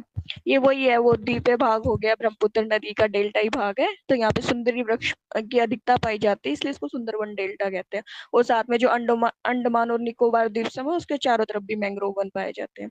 इसके अलावा ये महानदी, गोदावरी और कृष्णा नदियों के डेल्टाई भागों में पाए जाते हैं। हम अभी ऊपर पढ़ के ही आए थे कि इसमें आते हैं जहाँ पर नदियों का जो डेल्टाई भाग होता है वहां पर मैंग्रोव वन उगते हैं। इन वनों में बढ़ते अतिक्रमण के कारण इनका संरक्षण आवश्यक हो गया। देखो हमने ऊपर पढ़ा था ना कि लगभग 70% भाग पर क्या पाया जाता है, चावल की खेती हो रही है, क्योंकि वहां पे पानी की मात्रा तो खूब होती है, तो इसलिए इन वनों को काटकर अतिक्रमण किया जा रहा है। अब भारत में वन आवरण, राजस्व विभाग से प्राप्त आंकड़ों के अनुसार भारत में 23.28% भाग पर वन है। ये एक पुराना आंकड़ा है। उल्लेखनीय यह है कि आंकड़ों के अनुसार वन क्षेत्र और वास्तविक वन आवरण अलग चीज है। यानी कि दो प्रकार के डाटा आते हैं, उसमें एक में तो लिखा होता है कि वन क्षेत्र इतना प्रतिशत है और वास्तविक आवरण इतना प्रतिशत है। अब इसमें आगे एक्सप्लेन कर देगा कि ये होता क्या है। वन क्षेत्र है वो तो राजस्व विभाग के अनुसार अभिसूचित क्षेत्र है, जहाँ चाहे वहां वृक्ष हो या ना हो। मतलब वन क्षेत्र ये होता है कि सरकार जैसे कि हाँ, अपने गांव के बाहर की भूमि है जो खाली पड़ी है, वो सरकार के अकॉर्डिंग वन क्षेत्र में आती हो सकता है वहां पर काट पीट के पेड़ वेड़ हो भी ना, और उन्होंने भविष्य के लिए उसको आरक्षित किया हुआ हो कि भाई हम यहाँ पे वन डेवलप करेंगे। जैसे हम एक पढ़ा है ना कि अरावली की बेल्ट विकसित की जा रही है 5 किलोमीटर, तो वो अभी से ही वन क्षेत्र में आ रहे हैं, वहां पे है नहीं वन, पर वो वन क्षेत्र के लिए आरक्षित है। तो ये जारी करता है राजस्व विभाग कि ये भूमि वन क्षेत्र में आती है। लेकिन जब बात आएगी कि वास्तविक वन कौन सा है, तो वो आएगा वन आवरण में। जबकि वन आवरण प्राकृतिक वनस्पति का झुरमुट है और वास्तविक रूप में वनों से ढका हुआ है। वन क्षेत्र राज्यों के राजस्व विभाग से प्राप्त होता है। आ गया ना ये कि वन क्षेत्र का डाटा जारी करेगा राजस्व विभाग, जबकि वन आवरण की पहचान वायु चित्र और उपग्रह से प्राप्त की जाएगी कि भाई वास्तव में वहां पर कितने क्षेत्र में वन आवरण है। ये हमें पता चलता है उपग्रहों से जो चित्र लिए जाते हैं उनसे। इंडिया स्टेट फॉरेस्ट रिपोर्ट 2011 के अनुसार वास्तविक वन आवरण केवल 21.05% है। उनमें से 12.29% भाग पर सघन वन और 8.75% पर विवृत वन पाए जाते हैं। सघन मतलब गहरे हो गए, जिनके में मतलब क्या बोलते हैं, सघनता 10% से अलग है। विवृत हो गए थोड़े, मतलब ज्यादा घने नहीं है, पर हाँ वहां पर वन आवरण है। तो ये पुराना डाटा है, इसमें ज्यादा ध्यान देने की जरूरत भी नहीं है। वन क्षेत्र और वन आवरण दोनों में ही राज्यवार भिन्नता पाई जाती है। यानी कि वन क्षेत्र और वन आवरण का जो डाटा आता है वो हर एक राज्य का अपना डाटा आता है। जैसे कि लक्षद्वीप में तो वन क्षेत्र 0 है, यानी कि राजस्व विभाग की ओर से वहां पर मतलब अपना खुद का मतलब क्षेत्र की घोषणा नहीं है कि यहाँ पर वन क्षेत्र है। हो सकता है, हमने पढ़ा है कि उनमें से सिर्फ 11 पर ही मानव रहता है, तो बाकी पर मानव रहता ही नहीं है, तो फिर उसमें मानव के लिए और वन क्षेत्र आरक्षण करने की बात ही नहीं होती, वो तो पूरे पे वन ही है। वही अंडमान और निकोबार, वहां पर आबादी क्षेत्र है अंडमान और निकोबार में। उसमें 86.93% क्षेत्र वन के अधीन है। 10% से कम वन क्षेत्र वाले राज्य मुख्य तौर पर देश के उत्तर और उत्तर पश्चिमी भागों में स्थित है। अपना ये आ गया राजस्थान, गुजरात, इधर पानी की कमी है, उधर जम्मू कश्मीर, लद्दाख ऊपर की तरफ एक तरफ जाएंगे तो वहां पे भी मरुस्थल मिलता है, हमें शीत मरुस्थल मिलता है, तो उधर भी वन कम है। तो ये 10% से कम वाले जो क्षेत्र है वो उत्तर और उत्तर पश्चिम भाग में मिलते हैं। ये राज्य बताए हुए हैं राजस्थान, गुजरात, पंजाब, हरियाणा और दिल्ली है। गुजरात, राजस्थान और हरियाणा तो अर्ध शुष्क इलाके, इसलिए यहाँ पर वन नहीं है। और पंजाब, हरियाणा में वन इसलिए नहीं है क्योंकि खेती के लिए वनों को कृषि के लिए साफ कर दिया गया है। तमिलनाडु और पश्चिम बंगाल उन राज्यों में से है जिनके 10 से 20% भाग पर वन पाए जाते हैं।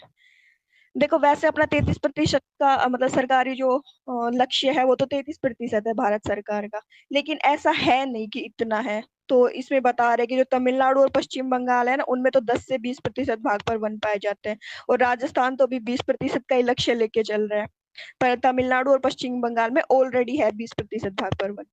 प्रायद्वीपीय भारत में दादर नगर हवेली, तमिलनाडु और गोवा को छोड़कर से सभी राज्यों में 20 से 30% भूमि वनों के अधीन है। देखो हम लग तो ऐसे रहा था कि तमिलनाडु और पश्चिम बंगाल में ज्यादा है, लेकिन एक्चुअल में ये वो राज्य है जिनमें कम है। दादर नगर हवेली, तमिलनाडु और गोवा, इनमें जो प्रतिशत है वो कम है, और जो बाकी राज्य जितने भी प्रायद्वीपीय क्षेत्र के, उनमें 20 से 30% भूमि वनों के अधीन है। उत्तरी पूर्वी राज्यों में 30% से अधिक भूमि पर वन पाया जाता है। उत्तरी पूर्वी राज्य ऑलरेडी ये टारगेट उनका मतलब क्लियर है, उनके पास 30% से अधिक भूमि वनों के लिए रिजर्व है। पर्वतीय स्थलाकृति और अधिक वर्षा वन विकास के लिए उपयुक्त होती है। जहाँ पे अधिक वर्षा होगी ऑफ कोर्स वहाँ पे वन होंगे, और पर्वतीय स्थल होते हैं, ऊंचाई होती है, तो वहां पर संभावना ज्यादा रहती है, टेम्परेचर कम रहता है, बारिश होने की संभावना ज्यादा रहती है। तो ये एक उपयुक्त स्थिति हो जाती है वनों के डेवलप होने के लिए। वन क्षेत्र की तरह वास्तविक वन आवरण में भी भिन्नताएं पाई जाती है। जैसे कि भाई वन क्षेत्र अलग अलग राज्यों के पास हमने पढ़ लिया कि राजस्व विभाग की तरफ से अलग अलग है, कहीं 10% से कम है, कहीं 20 है, कहीं 30% से अलग है। तो ये हर क्षेत्र की अलग अलग है। ऐसे ही वन आवरण भी अलग अलग है, जो कि जम्मू कश्मीर में है 9.5% से अंडमान निकोबार में 84% तक है। यानी कि जम्मू कश्मीर में जो क्षेत्र है उसमें लगभग 9.5% भाग पर वन है, वास्तव में वन है। एक हम पढ़ रहे थे वन क्षेत्र, और अब बात आ रही वन आवरण की, वास्तव में वन कितने हैं। तो जम्मू में 9.5% है, अंडमान निकोबार में तो 84% तक है। एक सेकंड, हाँ। फिर भारत में वनों की वितरण तालिका दी हुई है, जिससे स्पष्ट होता है कि 15 राज्यों में कुल भूमि के 33% से अधिक भाग पर वन पाए जाते हैं। तो ये 2000 कब की रिपोर्ट है पता नहीं, इसके हिसाब से तो 15 2011 की। हाँ, अभी तो सर 16वीं रिपोर्ट तक आ चुकी है शायद। तो 15 राज्यों में कुल भूमि के 33% से अधिक थे 2011 में। 15 राज्यों में थे 33% से अधिक, जो कि पारिस्थितिकी संतुलन बनाए रखने के लिए एक आधारभूत आवश्यकता है। भाई 33% कुछ सोच समझ के तो रखा गया होगा कि भाई भारत है, इसमें इतनी जनसंख्या है, इतनी कृषि क्षेत्र हमें आवश्यक होगा, इतनी रहने के लिए जमीन चाहिए होगी, तो पर जो प्रदूषण है उन सब चीजों को लेके, जानवरों को लेके तो बैलेंस किया गया है कि भाई कम से कम 33% तो वन होने ही चाहिए। तो ये पारिस्थितिकी संतुलन बनाए रखने के लिए आवश्यक है। वास्तविक वन आवरण के अधीन क्षेत्र के आधार पर राज्यों को 4 प्रदेशों में विभाजित किया गया। अब देखो हम देखते हैं कौन कौन से हैं वो 4 प्रदेश। पहला है अधिक वन संकेंद्रण वाला।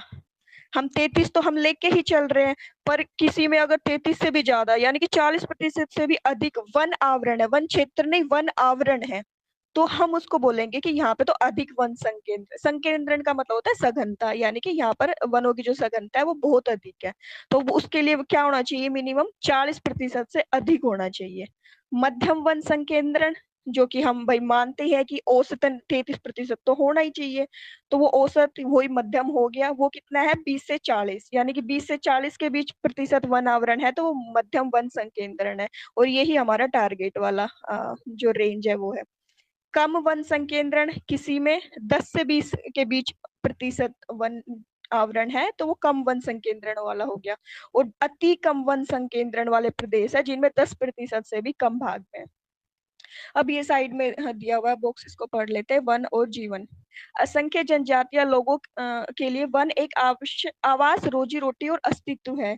ये उन्हें भोजन, फल, खाने लायक वनस्पति, शहद, पौष्टिक जड़ें और शिकार के लिए वन्य जानवर प्रदान करते हैं। ये उन्हें घर बनाने का सामान और कलाकारी की वस्तुएं देते हैं। जनजातीय समुदाय के लिए वनों की महत्ता सभी जानते हैं।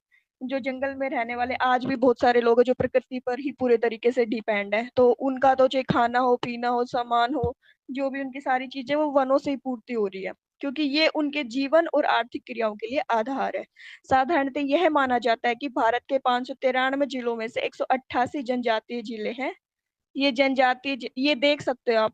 अभी तो हो सकता है जिलों की संख्या घटती बढ़ती रहती है, पर ये अगर कोई आंकड़े शायद पुराना 2011 के ही हैं। हाँ 2011 के तो ही हो ये सकता है।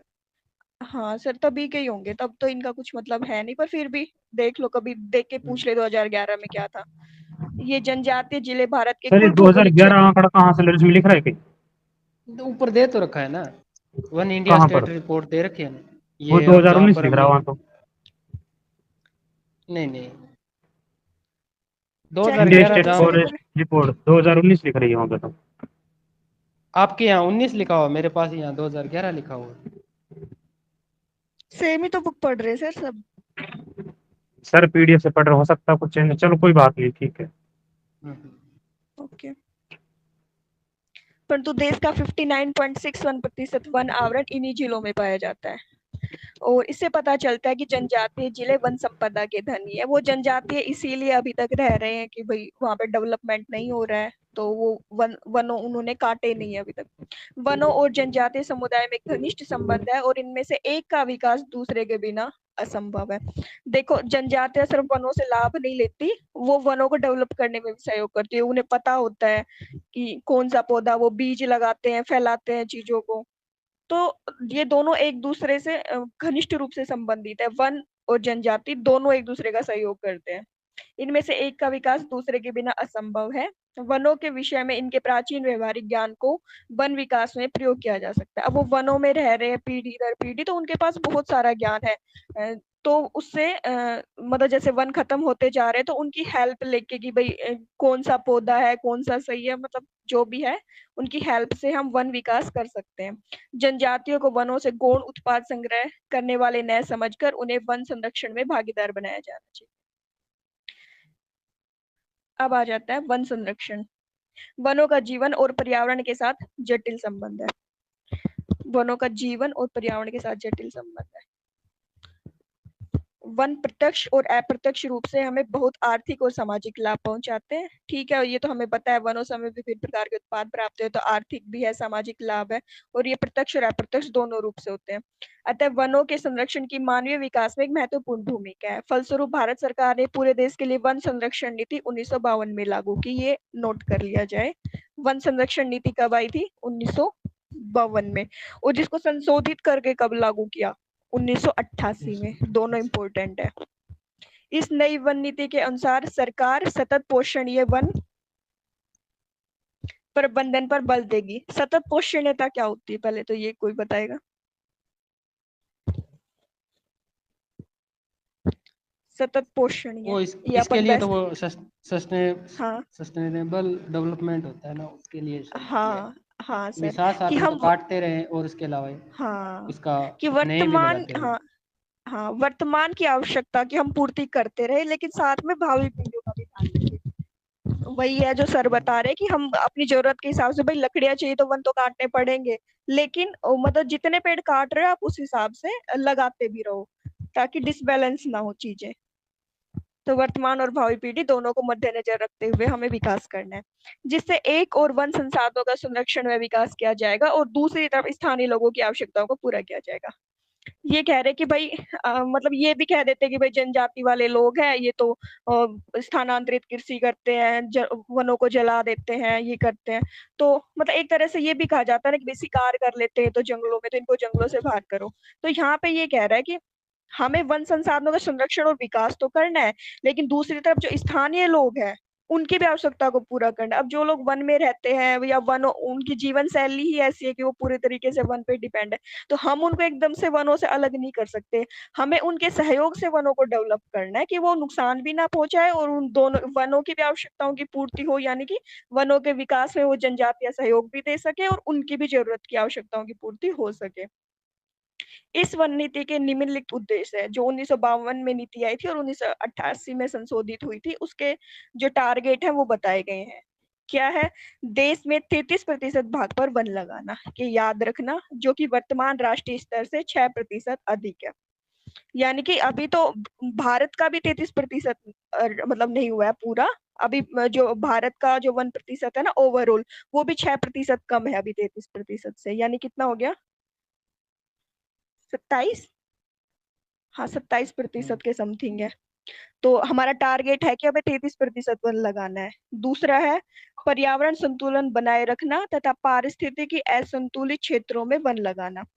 यानी कि जहाँ पर मतलब वन पारिस्थिति के हिसाब से वनों का प्रतिशत कम है, हमें वापस से उन क्षेत्रों में वन लगाना है ताकि पर्यावरण संतुलन बना रहे। देश की प्राकृतिक धरोहर, जैव विविधता तथा आनुवंशिक पूल का संरक्षण।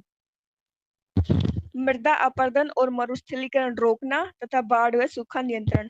ये जो मृदा अपरदन, मरुस्थल है, ये सब चीजें वनों को नुकसान पहुंचाते हैं, तो इनके नियंत्रण के लिए भी कार्य करना। निम्नलिखित भूमि पर सामाजिक वानिकी एवं वन रोपण द्वारा वन आवरण का विस्तार।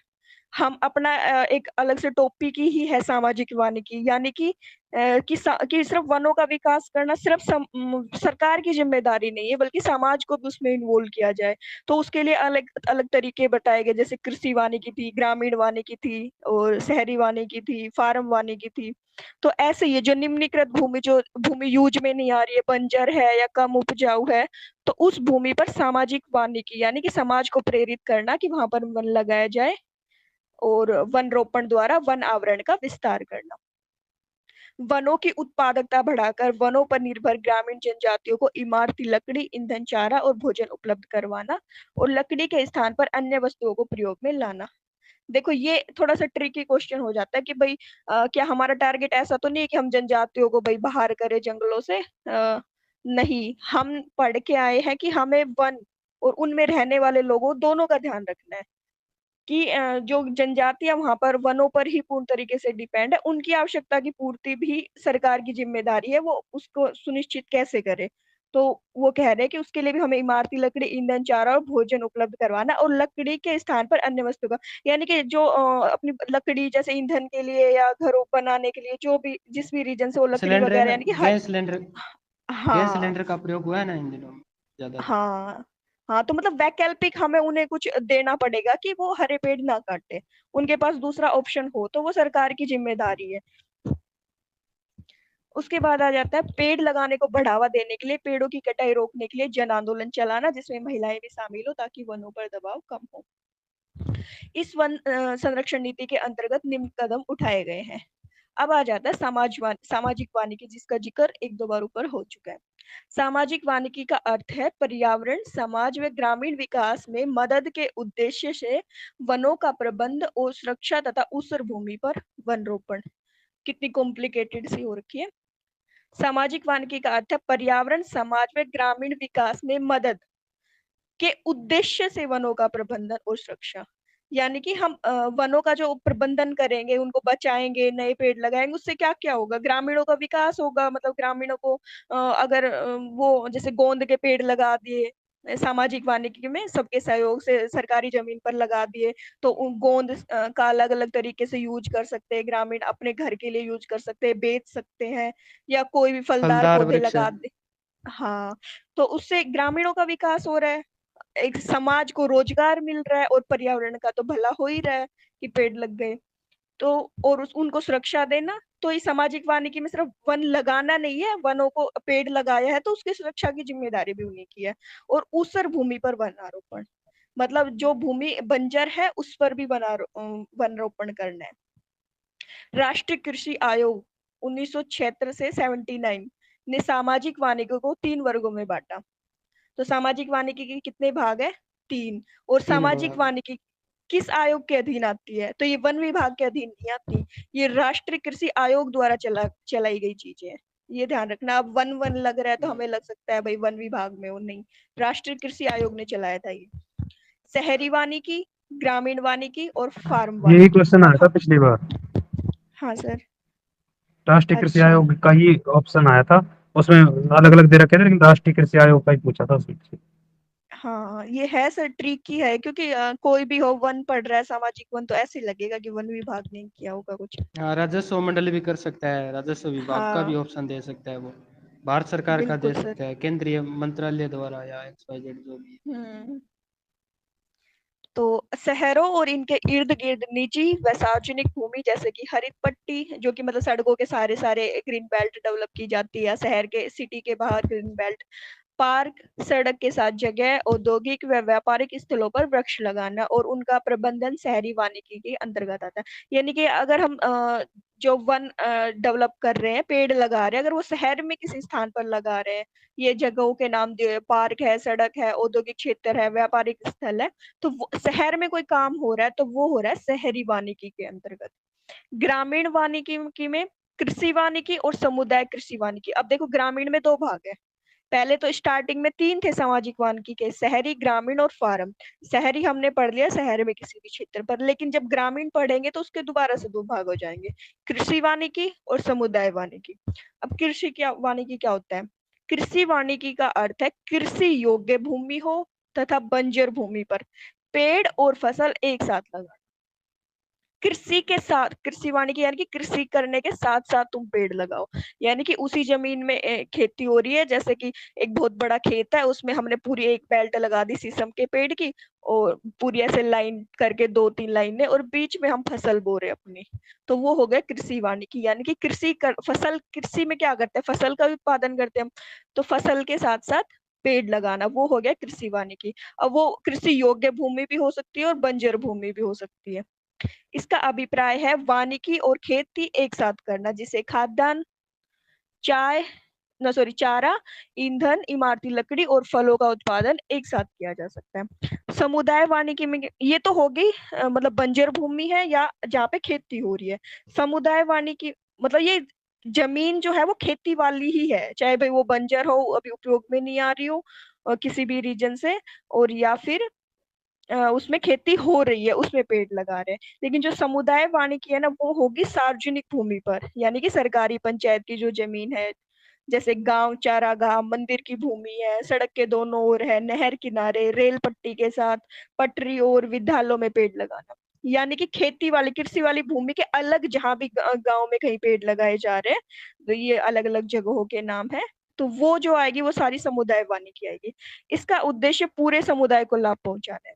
देखो, बंजर भूमि है, पर हो सकता है उस बंजर भूमि का कोई मालिक तो हो, तो वो अगर कर रहा है, वो अपनी जमीन पे लगा रहा है, अपनी फसल के साथ लगा रहा है, तब वो कृषि वानिकी है।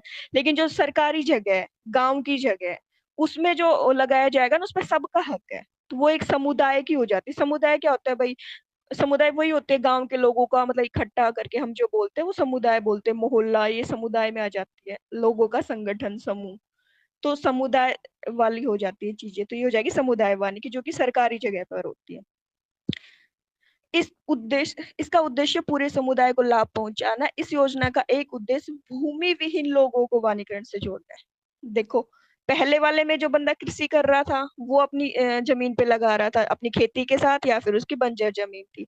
लेकिन ये सरकारी जगह है, यहाँ पे जिस बंदे के पास जमीन नहीं है, भूमि विहीन है, वो भी इसका फायदा उठा सकते हैं, वो भी इस वनीकरण से जुड़ सकते हैं कि भाई सरकारी जमीन पर हमने पेड़ पौधे लगा दिए, पूरे समुदाय के उसे सूखी लकड़ियां मिलेगी, जो भी उत्पाद प्राप्त होंगे, तो पूरे गांव का हक है उसपे, तथा इससे उन्हें वे लाभ पहुंचाना जो केवल भूस्वामी को ही प्राप्त होते हैं। तो जिनकी जमीन होती है उनको तो लाभ होता ही है, वो वन लगाएंगे, तो जो समुदाय वानिकी है उससे लाभ भूमि विहीन को भी होगा। ये इसका सबसे ज्यादा बड़ा फायदा है कि हर कोई इन्वॉल्व हो जाएगा, ये नहीं कि भाई जमीन वाले को ही फायदा मिल रहा है। फिर आ जाता है फार्म वानिकी। फार्म वानिकी के अंतर्गत किसान अपने खेतों में व्यापारिक महत्व वाले या दूसरे पेड़ लगाते हैं। देखो हम व्यापारिक फसलें भी पढ़ते हैं ना, नकदी फसलें पढ़ते हैं, जैसे कि कपास हो गया। कपास का कोई पर्सनल यूज थोड़ी ना करता है कि मैंने कपास बोई है तो भाई मैं उसको अपने घर पे भी यूज कर रही हूँ। क्या करेंगे हम यूज? कुछ नहीं, उसको बेचते ही हैं हम, नकदी फसलें होती हैं ये। तो ऐसे ही बहुत सारी चीजें हैं कि फार्म वानिकी के अंतर्गत किसान अपने खेतों में व्यापारिक महत्व वाले या दूसरे पेड़ लगाता है। तो वन विभाग इसके लिए छोटे और मध्यम किसानों को निःशुल्क पौधे उपलब्ध कराता है। तो पौधे उपलब्ध कराने किसकी जिम्मेदारी है? वन विभाग की जिम्मेदारी है कि वो इसके लिए छोटे और मध्यम किसानों को, मतलब मध्यम मतलब खेती के आकार के आधार पर छोटे और मध्यम किसानों को निःशुल्क पौधे उपलब्ध कराएगा। जो पौधे दिए जाते हैं वो निःशुल्क दिए जाएंगे। इस योजना के तहत कई तरह की भूमि जैसे खेतों की मेड़, चारागाह, घास स्थल, घर के पास पड़ी खाली जमीनें और पशुओं के बाड़ों में भी पेड़ लगाए जाते हैं। व्यापारिक महत्व के पेड़ हो गए, जैसे कि किसी ने रबर का बाग लगा दिया, रबर के जो पेड़ है वो मेड़ पे लगा दिया चारों तरफ, तो किसान उसका क्या यूज करेगा? उसको बेचेगा ही ना। तो जो मतलब सिर्फ व्यापार के लिए, पर्सनल उसका यूज है नहीं, वो उस खेती मतलब बेचेगा, उससे जो भी उत्पाद ये था ना, प्राप्त हो। हाँ जैसे सर। केले के 10 पौधे लगा दिए, या फिर जैसे होता है ना कि जैसे हाइब्रिड नींबू के पौधे आते हैं, तो हाँ हाइब्रिड नींबू के 10 पौधे लगा दिए, तो वो फिर उनसे ना आय प्राप्त करता है। इस चीज़ों से उनको तोड़ लेता है सीजन दर सीजन, और उसके बाद में उनसे आय प्राप्त करता है। तो ऐसे हो सकते हैं उससे छोटे छोटे वो पौधे जो हाँ। फलदार भी हैं। इसके अलावा उनको जब कभी भी जरूरत होती है तो वो उनसे, जैसे कटहल हो गया, कटहल का हम्म। एक पौधा है, तो वो क्या करता है, उसको तोड़ हाँ कर मतलब और बाजार इंसान में भी की दे खुद सकता की है। जरूरत की पूर्ति होने के बाद वो बेच सकता है उनको। हम्म। ठीक है सर, अब आगे आप करो कंटिन्यू। आरिफ सर। आज प्रॉपर, क्योंकि नेटवर्क प्रॉब्लम है, दिक्कत आएगी सर, इसलिए आज थोड़ा सा आप करो। चलो मैं कर लेता हूँ। वैसे मैं पढ़ दूं, प्राणी, अगर दिक्कत आती है तो बता दूं जी। चलो आप पढ़ चलो रहे हो या आप मैं करो, पढ़ूं? पढ़ो ठीक है पढ़ो मैं सर करता हूँ। आप। ठीक है। वन्य प्राणी। आपने चिड़ियाघर में पिंजरों में जंतु और पक्षी दोनों ही देखे होंगे। भारत में वन्य प्राणी एक महान प्राकृतिक धरोहर है। यह अनुमान लगाया जाता है कि विश्व के ज्ञात पौधे और प्राणियों की किस्मों में 4 से 5% की किस्में भारत में है। यानी कि विश्व में जो ज्ञात है ना, उसमें से 4 और 5% की जो किस्में है ना, वन्य प्राणियों की, पौधों की और प्राणियों की, तो वो भारत में पाई जाती है। हमारे देश में इतने बड़े पैमाने पर जैव विविधता पाए जाने के कारण, इतने बड़े स्तर पर है ना वो जैव विविधता पाए जाने के कारण, यहाँ पर विभिन्न प्रकार की पारिस्थितिकी तंत्र, इकोलॉजिकल सिस्टम, जिसमें हमने युगों से संरक्षित रखा है, समय के साथ पारिस्थितिकी तंत्र के आवास मानव क्षेत्रों द्वारा प्रभावित हुए हैं। तो पारिस्थितिकी तंत्र के जो आवास है ना, वो किसके द्वारा प्रभावित हुए हैं? वो मानव क्रियाओं के द्वारा प्रभावित हुए हैं। और परिणाम स्वरूप जैव प्रजातियों की, जैव और अजैव 2 प्रकार होते थे, उसमें जैव प्रजातियों की संख्या है ना, वो काफी कमी आई है।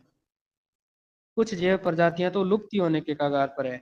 वन्य प्राणियों की संख्या को कम होने के प्रमुख कारण है वो इस प्रकार से हैं। कौन कौन से कारण है? ज्यादातर तो एक मुख्य कारण है कि मानव का हस्तक्षेप बढ़ गया है, जिस कारण से वो क्या है कि हर एक जीव जंतु को एक संसाधन के रूप में देखता है, और उनसे जैसे प्राप्त होने वाली खाल है, चमड़ा है, मांस है, इसके अलावा उससे जो सींग है, जैसे गेंडे का गेंडे का जो शिकार करता है, हाथी को दांतों के लिए उपयोग करता है, इस कारण से। तो इसमें यह है कि कम होने का कारण क्या है? तो कम होने का पहला है कि औद्योगिकी की और तकनीकी के विकास के कारण वनों के दोहन पर तेज गति आई है। गति कब से आई है? कि जब से भारत की आज़ादी हुई है ना, तब से भारत की आज़ादी से पहले पहले जितने भी जो कच्चा माल था ना, वो इंग्लैंड के लिए निकल जाता था, इंग्लैंड को भेज दिया जाता था। परंतु जैसे ही भारत की आज़ादी आई, तो इसके बाद में यहाँ पर उद्योग धंधे स्थापित होने लगे। भारत पाकिस्तान के विभाजन के बाद में यहाँ की जो मिलें थी, यहाँ पर कच्चा माल है, वो यहीं पर ही प्रयोग होने लगा, और जितना स्पीड से काम हुआ है, तो जिस कारण से क्या है, तीव्र औद्योगिकरण है, वो इन्हीं वर्षों में, 50 वर्षों में देखी गई है ज्यादातर। उसके बाद में है 2 नंबर खेती। खेती मानवीय बस्तियां, सड़कों, खाद्यान्नों, जलाशयों आदि के जो जमीन और वनों को साफ किया जाता है। सभी के लिए ना, मनुष्य वो वनों को साफ करता है, भाग के जाता है और वनों को देखता है। इसके अलावा वहां पर नई बस्तियां, आप ही देखते हो शहरों के बाहर जो नई बस्तियां स्थापित हो रही है, वो खाली स्थानों में या फिर शहर से बाहर, शोरगुल से बाहर स्थापित हो रही हैं। तो इस कारण से क्या है, वनों और वन जो भूमि है ना, उनमें कमी आ गई है। नंबर 3 है स्थानीय लोगों के द्वारा चारे, ईंधन व इमारती लकड़ी के लिए वनों को काटे और वनों पर दबाव बढ़ाया जाता है। उसके बाद में है 4 नंबर, पालतू पशुओं के लिए नए चारागाह की खोज में मानव वन्य जीव और उनके आवासों को भी नष्ट कर देता है। नंबर 5 है रजवाड़ों वह संभ्रांत वर्ग, उच्च वर्ग है, ने शिकार और क्रीड़ा का क्षेत्र जो बनाया है, क्रीड़ा बनाया है। एक ही प्रकार के सैकड़ों वन्य जीवों को शिकार भी बनाया है उन्होंने, जैसे कभी शेर का शिकार करना, इसके अलावा हाथी का शिकार करना, जंगली सूरों का, जैसे अलवर वाले वो कुछ जो विद्रोह हुए थे उसमें ये भी मुख्य कारण था इसमें। तो वन्य जीवों का भी शिकार बनाया है। व्यापारिक महत्व के लिए अभी भी पशुओं को मारा जा रहा है। नंबर 6 है जंगलों में आग लगने से भी वन्य और वन्य प्राणियों की प्रजातियां नष्ट हुई है। वन्य जीव तो नष्ट होते ही हैं, वहां पर पाई जाने वाली प्रजातियां भी नष्ट हो जाती। यह महसूस किया जा रहा है कि राष्ट्रीय व विश्व प्राकृतिक धरोहर को बचाने के लिए और पारिस्थितिकी पर्यटन इको टूरिज्म को बढ़ावा देने के लिए वन्य जीवों का संरक्षण बहुत ही महत्वपूर्ण है। इस दिशा में सरकार द्वारा कुछ कदम भी उठाए गए हैं, जैसे नंबर 1 भारत में वन्य जीव संरक्षण अधिनियम या वन्य जीव संरक्षण। भारत में वन्य एवं वन्य प्राणियों के बचाव की परिपाटी बहुत ही पुरानी है। बचाव की परिपाटी जैसे वो खेजड़ली आंदोलन है या वगैरह वगैरह जो भी है। पंचतंत्र और जंगल बुक आदि इत्यादि कहानियों हमारे वन्य जीवों के प्रति प्रेम का एक अच्छा उदाहरण प्रस्तुत करती है, जिसमें युवाओं का भी महत्वपूर्ण प्रभाव है। वन्य प्राणी या वन्य जीव अधिनियम 1972 ये उसके बाद का दूसरा महत्वपूर्ण है। 1952 1988 में जो वो कौन सा था, वो वन से संबंधित था, वन संरक्षण थी, वो वन संरक्षण नीति थी। और अब ये है वन संरक्षण के अलावा वन में जो निवास करने वाले जीव है ना, उनकी नीति है ये। तो वन्य प्राणी अधिनियम है 1972 में पास हुआ, जो वन्य प्राणियों के संरक्षण और संरक्षण प्रोटेक्शन और रक्षण की कानूनी रूपरेखा को तैयार करता है। इस अधिनियम में दो प्रमुख उद्देश्य हैं।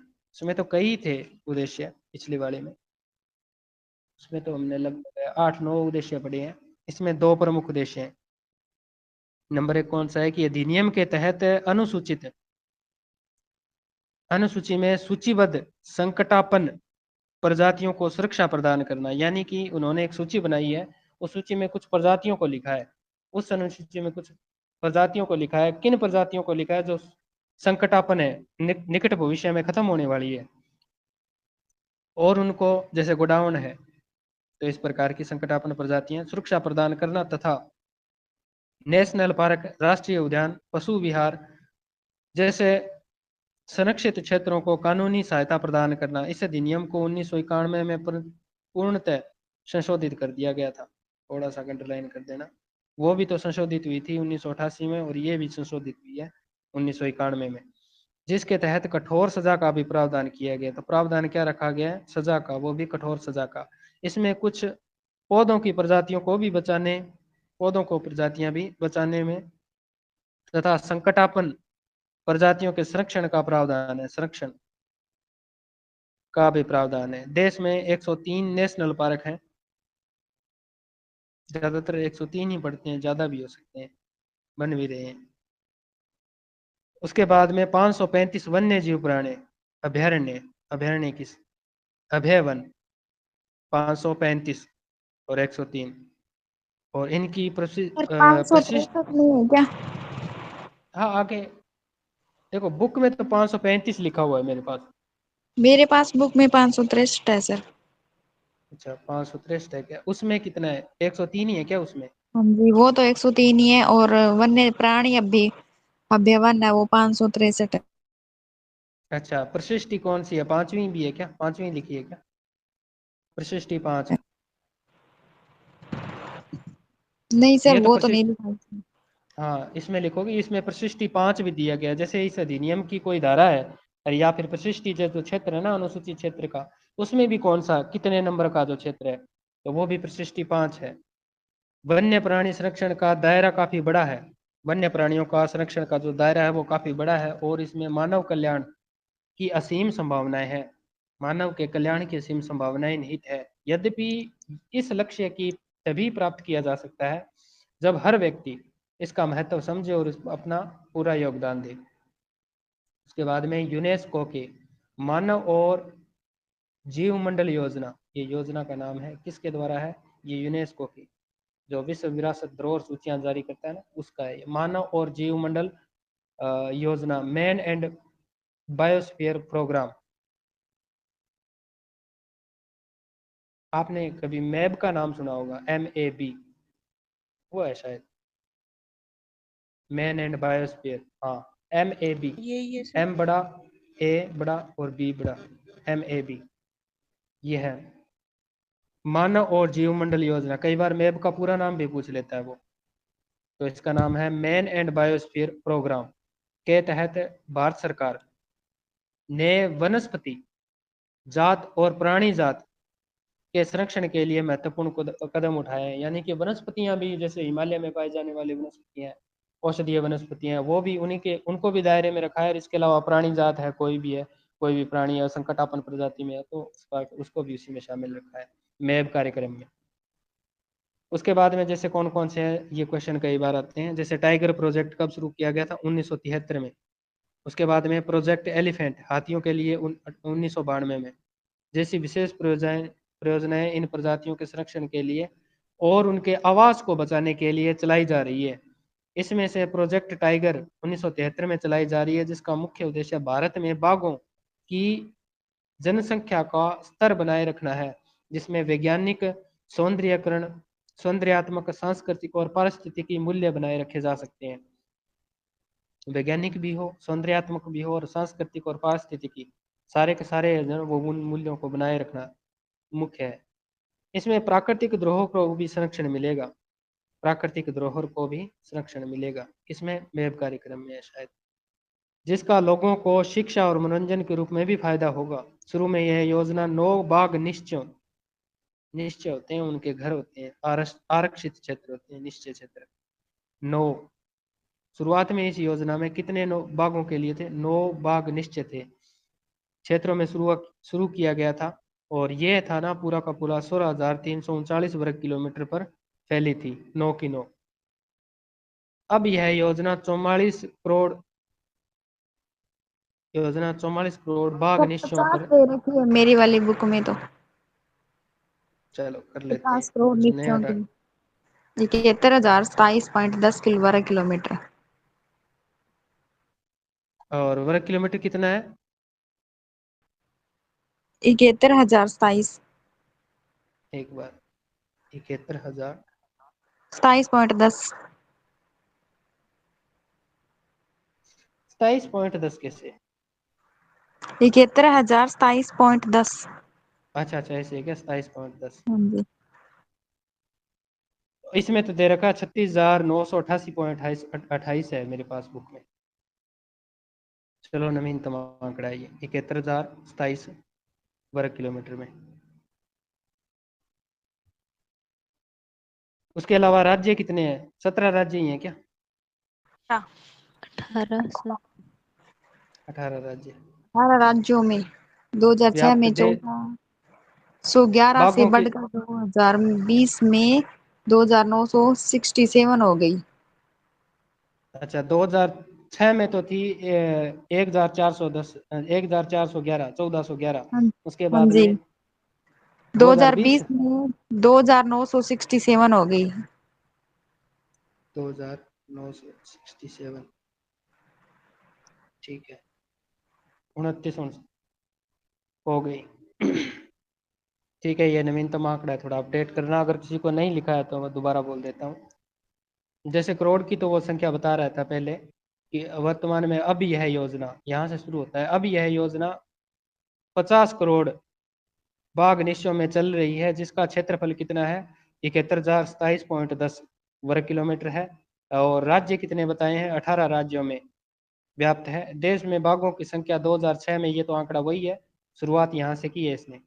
2006 में जो संख्या थी ना 1411 से बढ़कर जो वर्तमान में हुई है ना 2020 तक, वो हुई है 2969, 69 हो गई है। 67 सर। अच्छा 67 है क्या?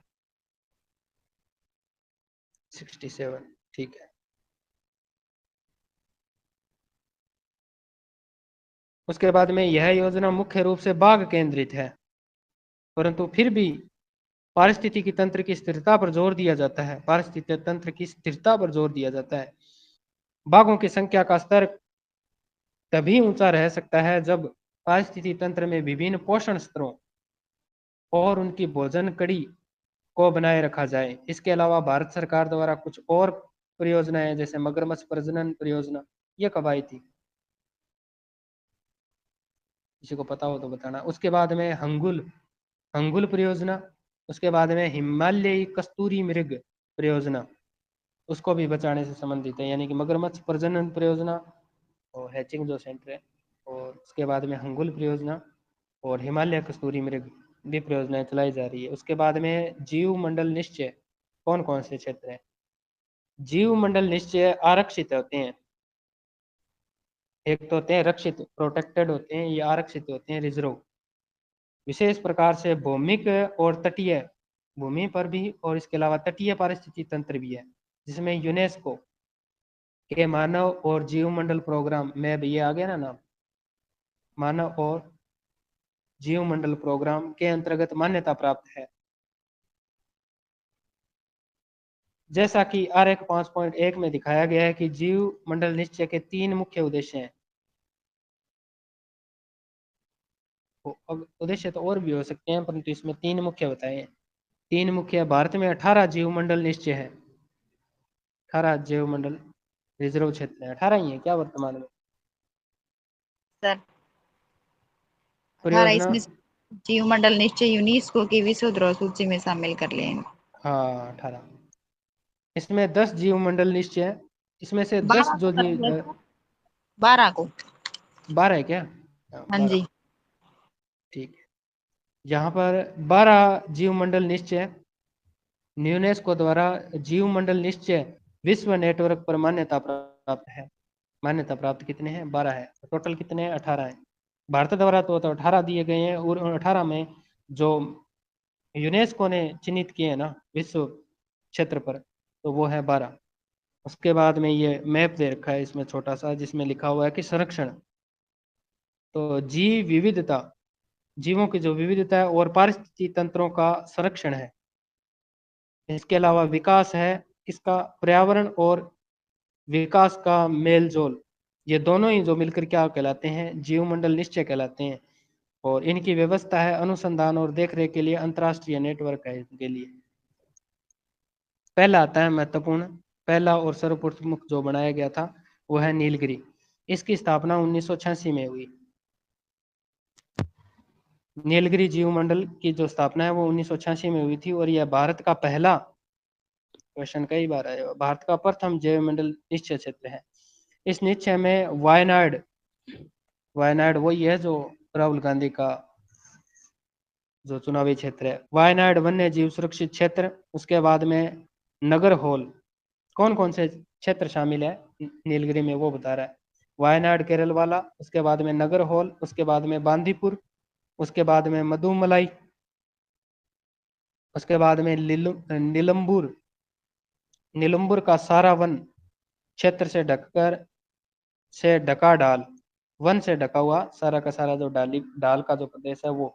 उसके बाद में ऊपरी ऊपरी नीलगिरी का पठार, ऊपर नीलगिरी का पठार। उसके बाद में साइलेंट वैली केरल वाली शांत घाटी, और उसके बाद में सिद्धुवानी सिद्धुवानी की पहाड़ियां शामिल है। इस जैवमंडल निश्चय का कुल क्षेत्रफल है वो 5520 वर्ग किलोमीटर है। कोई बढ़ोतरी हुई है क्या इसमें? और रहे न रहे याद, ये तो जरूरी है क्योंकि ये भारत का प्रथम है। अब थोड़ा सा मैप है भारत का, ये क्या कह रहा है कि वन्य जीव निश्चय मंडल है वो कौन कौन से है। पहला ही पढ़ लेते हैं नीचे वाले, दक्षिणी भारत में एक तो है नीलगिरी, दूसरा है अगस्त मलाई केरल में, और तीसरा है मन्नार की खाड़ी। तीन तो हो गए दक्षिणी भारत में। इसके अलावा एक है मध्य प्रदेश में पंचमढ़ी, और उसके अलावा है मध्य प्रदेश का पूर्वी जो हिस्सा है जहाँ पर महादेव श्रेणी, इसके अलावा जितने भी है वो अचकनमार, अचकन अचकन कमर, अमरकंटक ये है। उसके बाद में उड़ीसा का है सिमलीपाल, रिडल वो रिडले कछुए के लिए जाना जाता है ये, शायद सिमलीपाल या कुछ और हो सकता है। उसके अलावा वेस्ट बंगाल का है सुंदरवन डेल्टा हिस्सा, मैग्रोव वन है। सुंदरी के तो वन पाए जाते हैं, बाकी तो ये मैग्रोव वन है। और उसके अलावा है मानस, मानस वाला अब की बार आया था क्वेश्चन। मानस है पूर्वोत्तर भारत में। उसके बाद में है नोकरेक, उसके बाद में है डिब्रू साइकोआ, अरुणाचल प्रदेश का है डिब्रू साइकोआ। इसके अलावा अरुणाचल प्रदेश का एक और है ध्यांग दिबांग। ये तो हो गए भारत के। इसके अलावा एक और है भारत का, सिक्किम में है कंचनजंगा, कंचनजंगा। इसके अलावा नंदा देवी, ये नंदा देवी नेपाल के पश्चिम में, कौन सा होना चाहिए, उत्तराखंड है क्या ये नंदा देवी? उत्तराखंड है नंदा देवी। हाँ, वो चोटी भी है ना सर ये। हाँ, नंदा देवी ये है, हालांकि राजस्थान में, और यहाँ पर कोई क्षेत्र नहीं है। ज़्यादातर बड़े बड़े, संख्या कितनी है, 1 2 3 4 5 6 7 8 9 10 11 12 13, 13 है इसमें संख्या, तो इसमें 13 दिखा रहा है। हाँ वैसे तो 18 है, 18 में से 13 की संख्या है वो दिखा रहा है। बाकी अंडमान निकोबार में तो नहीं होना चाहिए।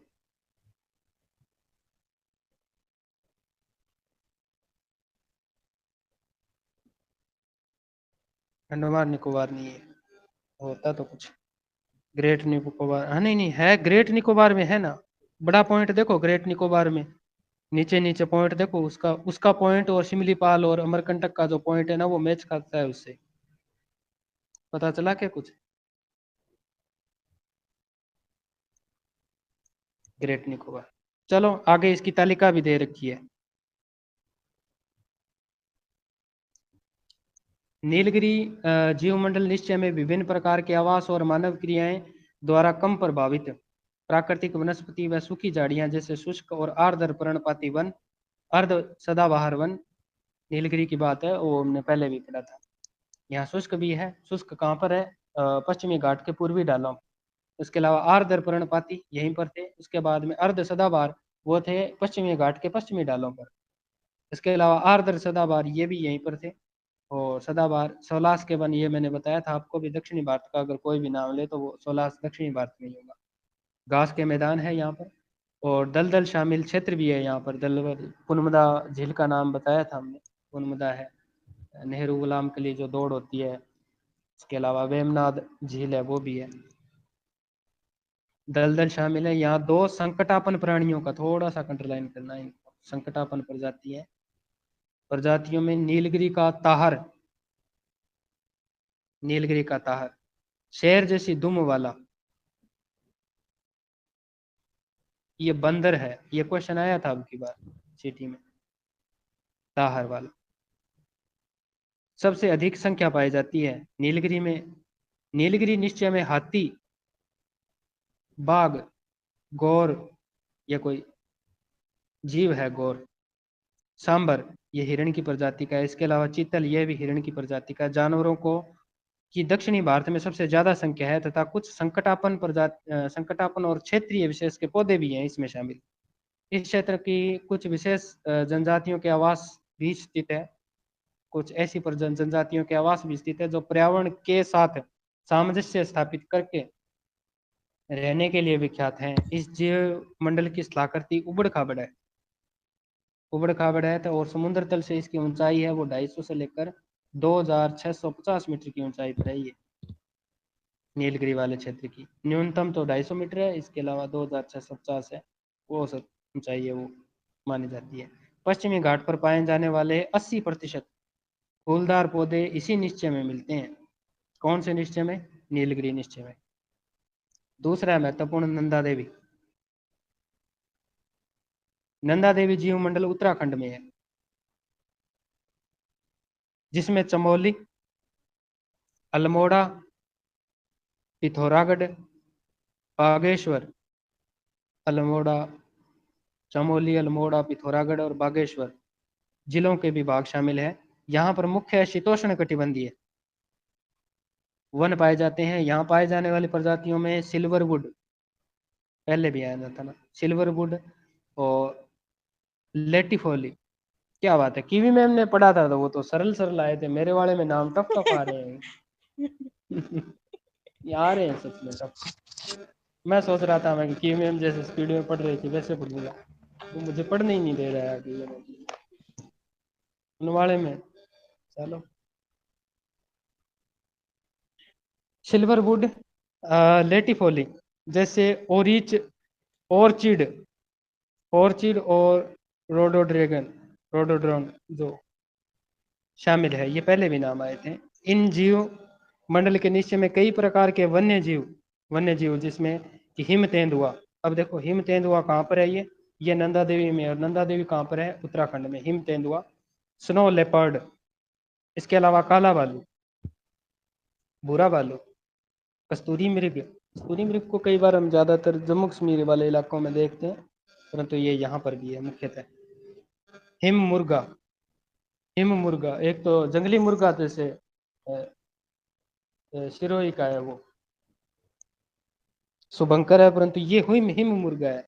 उसके अलावा सुनहराबाज, कालाबाज, ईगल की बात हो रही है, यहाँ पर पाए जाते हैं ये सारे के सारे नंदा देवी वाले। उसके अलावा हम देखेंगे 5.1 की तालिका है जो निश्चयों की स्थिति है। और नीलगिरी का हमने पढ़ लिया, और इसका क्षेत्र है 5520 वर्ग किलोमीटर क्षेत्र में है। और इसकी स्थापना हुई थी 1 अगस्त, नामांकित तिथि है ये 1 अगस्त 1986 को। और पहले इसने कौन सी तारीख की है? सिर्फ 86 दिया है इसने, बाकी इसका ध्यान रखना है, अगस्त माह की है 1 अगस्त 1986 को। उसके बाद में कम से कम 2-4 तो नाम याद ही रखने चाहिए कि पहला कौन सा है, दूसरा कौन सा है और तीसरा कौन सा है।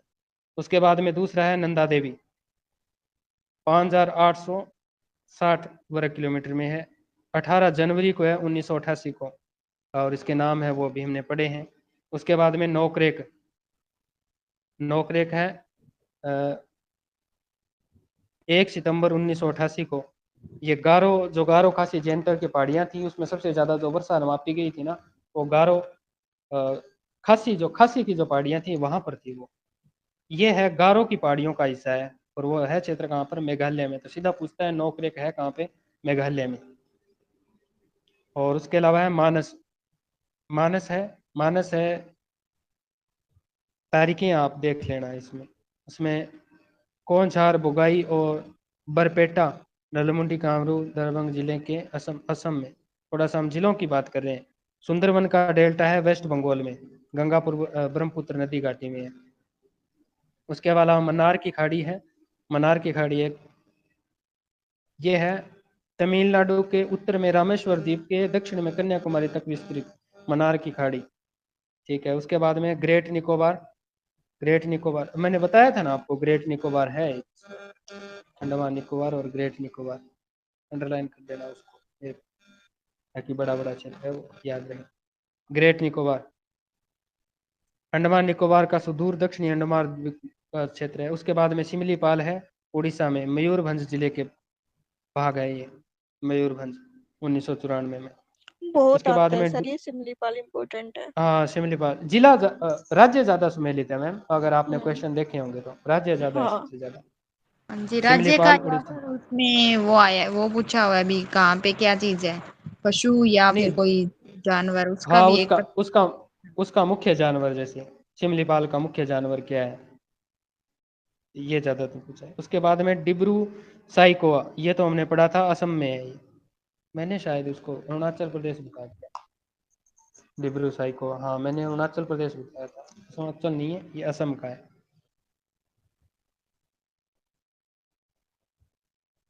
अगर आप देखोगे तो ये सबसे छोटा भी होना चाहिए, 765 में है वर्ग किलोमीटर में। बाकी तो इतना छोटा तो कोई है ही नहीं दूसरा। इससे इससे बड़ा है ग्रेट निकोबार वाला, उससे बड़ा है नोकरेक, और उससे बड़ा है ग्रेट निकोबार। तो दो, चार बड़े और चार छोटे हैं, वो उनका क्रम थोड़ा सा अलग से लिख लेना। इसके अलावा दिहांग दिबांग, ये अरुणाचल प्रदेश में है। शांग और दिबांग जिलों का भाग है। उसके बाद में पंचमढ़ी, इसने हाईलाइट कर रखा है पंचमढ़ी को। पंचमढ़ी है बैतूल, होशंगाबाद, छिंदवाड़ा जिलों में, और वो भी मध्य प्रदेश में। राज्यों का तो पूर्णतः याद रखोगे, बाकी कुछ याद मटेरियल तारीख नहीं रहे। उसके बाद में अगस्त मलाई, केरल में है, नाम से याद रह जाएगा। उसके बाद में है अचकनमार और अमरकंटक की जो पहाड़ी क्षेत्र है एमपी में भाग, और छत्तीसगढ़ में बिलासपुर का, यानी कि इसमें थोड़ा सा ध्यान रखना, छत्तीसगढ़ का भी भाग है इसमें। बिलासपुर जिला है छत्तीसगढ़ का, जैसे पंजाब का भी जिला है, राज्य क्षेत्र है बिलासपुर। कच्छ है, कच्छ का क्षेत्र इसमें क्यों नहीं है, लिख लेते हैं इसमें कच्छ मैप में। कच्छ का क्षेत्र है शायद, अगर देखो तो आप सबसे ज्यादा क्षेत्रफल यही है, 12,454। 12,000 के आंकड़े को कौन पार कर रहा है सबसे यही ज्यादा है। वाले में। मन्नार की खाड़ी है 10,500, और ठंडा रेगिस्तान है, ये है 7,770। यही है सबसे बड़ा 15 नंबर का। कच्छ पानी का वाला भाग है। तो कच्छ वाला सबसे सर बड़ा है।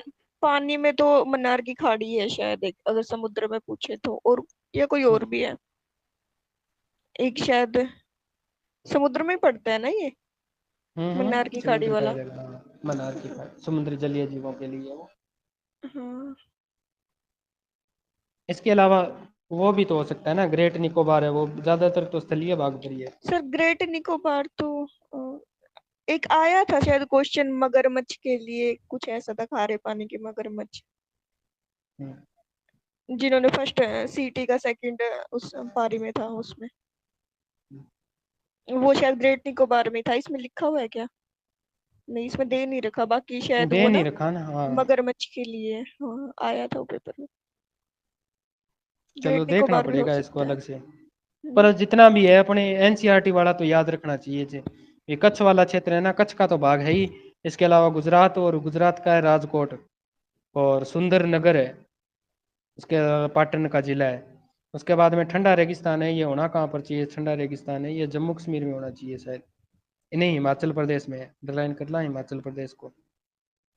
ठंडा रेगिस्तान, पिन वैली, एक तो थी साइलेंट वैली, एक है पिन वैली नेशनल पार्क, एवं प्रतिवेश चंद्रताल एवं सारचू एवं किब्बर अन्य वन्य जीव प्राणी वन्य अभ्यारण्य है यहाँ पर। शेषाचलम, ये बहुत बार क्वेश्चन देखा हुआ है मैंने शेषाचलम का। शेषाचलम है पूर्वी घाट के शेषाचलम की पहाड़ियों में, आंध्र प्रदेश में। और आंध्र प्रदेश हाँ का भी कौन सा, चित्तूर तथा कड़प्पा जिलों में पाया जाता है। हाँ सर, ये पूर्वी घाट में, और जो तिरुपति हम्म बालाजी है ना, हम्म, तिरुपति जो बालाजी बोल रही हूँ, तिरुपति जी जो है वो यहीं पे शेषाचलम की पहाड़ियों में, शेषाचलम। ये आंध्रा में वो पड़ता है। वो अभी वर्तमान में लड्डू वाला विवाद चल रहा है, वही है ना हाँ हाँ तिरुपति। सर, वही है। उसके बाद में लास्ट है 18वां पन्ना। पन्ना तो आपको पता ही है मध्य प्रदेश में है, याद रहे तो नहीं रहे, बाकी पन्ना और छत्तीसगढ़ जिलों में। तो सबसे बड़ा आप याद रख सकते हो वो है कच्छ वाला। और सबसे छोटा कौन सा है, सबसे छोटा था डिब्रू सखोई, असम में है ये। डिब्रू सखोवा तिनसुकिया जिलों के पास का भाग है ये। इसके अलावा मोटे अक्षरों में लिखे क्षेत्रों को यूनेस्को के BR वर्ल्ड नेटवर्क में शामिल किया गया है। BR वर्ल्ड ये क्या है, बायो बायोस्फीयर बायो रिजर्व। हाँ बायोस्फीयर रिजर्व। उसके अलावा स्रोत हैं वार्षिक रिपोर्ट 2013 पर्यावरण एवं वन मंत्रालय द्वारा जारी की गई थी, भारत सरकार के द्वारा। तो मोटे अक्षरों में कौन कौन से लिखे हैं, मोटे अक्षरों में लिखा है नीलगिरी, नंदा देवी, नोकरेक, मानस, सुंदरवन। सुंदरवन था वेस्ट मानस नहीं बंगाल होगा वाला। सर। इसमें तो लिखा मानस हुआ है नहीं सर, होगा। बस नहीं बोल्ड है लिखा सर। हुआ। नहीं नहीं नहीं, स्टार लगा हुआ, मैं बोल्ड पढ़ रहा हूँ। अब ये स्टार कहाँ पे लगा हुआ। देखो, ये यूनेस्को की एक साइट नाम है उसका, मैब। मैन एंड बायोस्फीयर मानव और इसने कहा है जीवमंडल प्रोग्राम।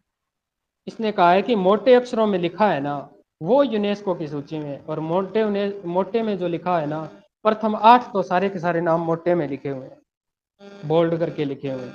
सर 12 आते हैं शायद इसमें। 8 तो वो हो देखो गए। 12, देखो मैं बताता हूँ, 12 आते हैं टोटल, है ना। जिनमें से आप, है ना, एक तो मानस वाला निकाल लो, मानस नहीं है, और डिब्रू साइको वाला नहीं है, और दिहांग दिबांग वाला नहीं है, और कच्छ और ठंडा रेगिस्तान और शेषाचलम, ये नहीं है 6। एक बार दोबारा बताओ सर। देखो मानस नहीं है, हम्म और डिब्रू साइको वाला नहीं है, हम्म और दिहांग दिबांग नहीं है, हम्म और एक कच्छ वाला नहीं है, हम्म एक ठंडा रेगिस्तान हिमाचल प्रदेश में है, ये भी नहीं है, और एक शेषाचलम जो आंध्र प्रदेश में है, ये भी नहीं अच्छा ये है। नहीं, बाकी के 1 2 सारे हैं। 3 4 5 6, यानी 18 में से 6 गए तो बाकी बच गए 12। ठीक है। हाँ, मतलब यूनेस्को ने 1971 में एक कार्यक्रम की शुरुआत करी थी, मानव और जीव मंडल प्रोग्राम। तो उसके तहत ये शामिल किए गए 12। इनमें क्या होता है, विशेष संरक्षण किया जाता है। हाँ जी। और कोई कुछ विशेष हो तो सर।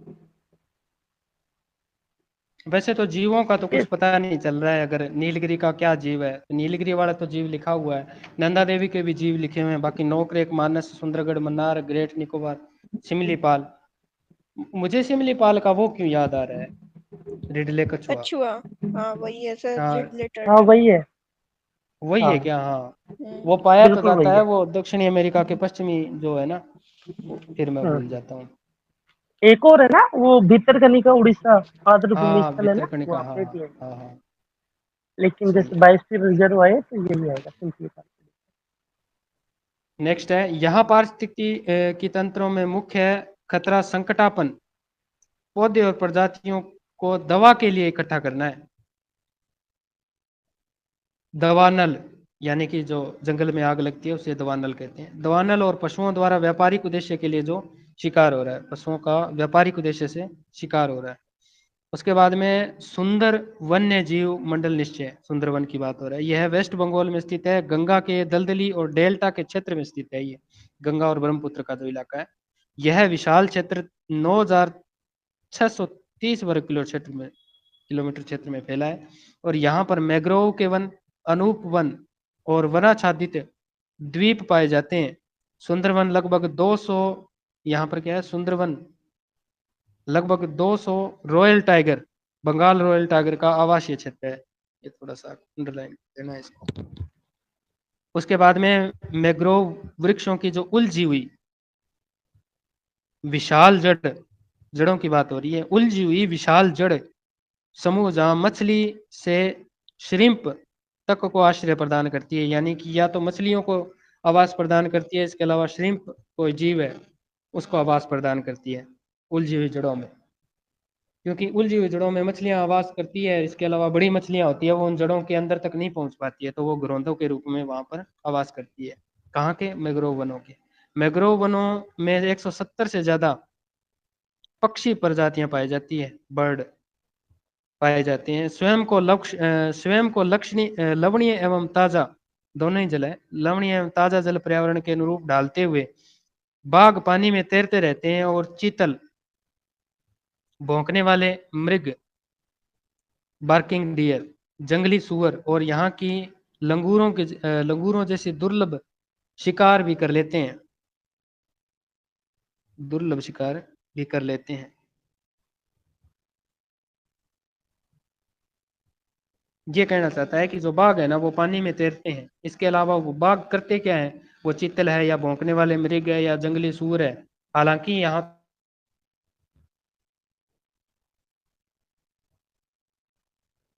शेर जो पानी में तैरते हैं, जिनका नाम है रॉयल टाइगर्स ऑफ बंगाल, जिनकी संख्या कितनी बताई है इसने, 200। कहते हैं कि सुंदरवन के मैग्रोव के वनों में हेरिशिएरा, मेरे ही नाम पांती आने थे बस, हेरिशिएरा फोमीज, क्या है ये हेरिशिएरा फोमीज, जो कि बेशकीमती इमारती लकड़ी है, बेशकीमती इमारती लकड़ी है हेरी, हेरी शेर ऑफ हिमोज, सीधा पूछ लेता है वो। इसमें से कोई 5 नाम दे देगा, वो 4 नाम दे देगा। निम्न में से ये हेरी मेरा फोमीज है, ये जो बेशकीमती लकड़ी कहाँ पर पाई जाती है। तो ये थोड़ा सा ध्यान रखना, सुंदरवन का है जो पश्चिम बंगाल वाला, वहां पर है ये। उसके बाद में मन्नार की खाड़ी, मैम जो बता रही थी, खाड़ी का जीवमंडल निश्चय। मन्नार की खाड़ी का जीवमंडल निश्चय लगभग 1,05,000 वर्ग किलोमीटर क्षेत्रफल में फैला हुआ है। भारत के दक्षिणी पूर्वी तट पर स्थित है तथा समुद्रीय जीव विविधता के मामले में, अंडरलाइन करना, समुद्रीय जीव विविधता के मामले में यह विश्व के सबसे धनी क्षेत्रों में है। विश्व के, न कि भारत के, विश्व के सबसे धनी क्षेत्रों में एक है।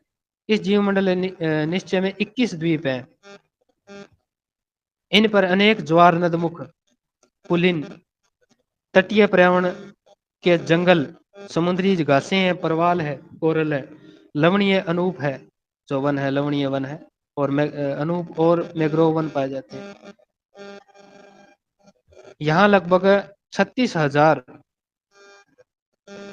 पौधों की और जीवों की, ये 36,000 पौधे और जीव दोनों की, 3600 है सर। हाँ 3600 है, 3600 पौधे और जीवों की संकटापन्न प्रजातियां पाई जाती है, जैसे समुद्री गाय, डुगडोंग, डुगोंग पूछा हुआ है डुगोंग सर। हाँ डुगोंग हाँ ये डुगोंग बहुत बार डुगोंग। पूछा हुआ है। सीधे पूछ लेता है, हिंदी में लिख देता है डुगोंग डुगोंग, फिर तो हम क्वेश्चन में डूब जाते हैं फिर वो। इसके अतिरिक्त भारतीय प्रायद्वीप की क्षेत्रीय विशेषता को 6 मैग्रोव प्रजातियां भी संकटापन्न है। असल में ये कह रहा है कि मैग्रोव वन तो पाए जाते हैं, परंतु उन्हीं मैग्रोव वनों में वो की अंदर जो जातियां है ना मैग्रोव वनों की, वो खुद अपने आप में 6 जो प्रजातियां है ना, वो संकटापन्न है। क्वेश्चन है इसमें, चंदन वन किस तरह के वन का उदाहरण है? अब ये चंदन वन कर्नाटक वाला है। सदाबहार वन है, डेल्टाई वन है, पर्णपाती वन है, या कांटेदार वन है? एक तो डेल्टाई वन नहीं हो सकता, दूसरा कांटेदार वन नहीं हो सकता, सदाबहार और आर्द्र पर्णपाती में पर्णपाती, देखना पड़ेगा। आर्द्र पर्णपाती वन है, आर्द्र पर्णपाती है, क्योंकि सदाबहार वनों के तो फिक्स ही क्षेत्र बताए थे इसने, वो क्षेत्रों से अलावा पर्णपाती है। पर्णपाती भी 2 प्रकार के थे, उष्ण पर्णपाती और आर्द्र पर्णपाती, उसमें आर्द्र पर्णपाती का। उसके बाद में प्रोजेक्ट टाइगर 1973 वाला, निम्न में से किस उद्देश्य से शुरू किया गया था? बाघ को मारने के लिए, बाघ को शिकार से बचाने के लिए, बाघ को चिड़ियाघर में डालने के लिए, या फिर बाघ पर एक डॉक्यूमेंट्री फिल्म बनाने के लिए?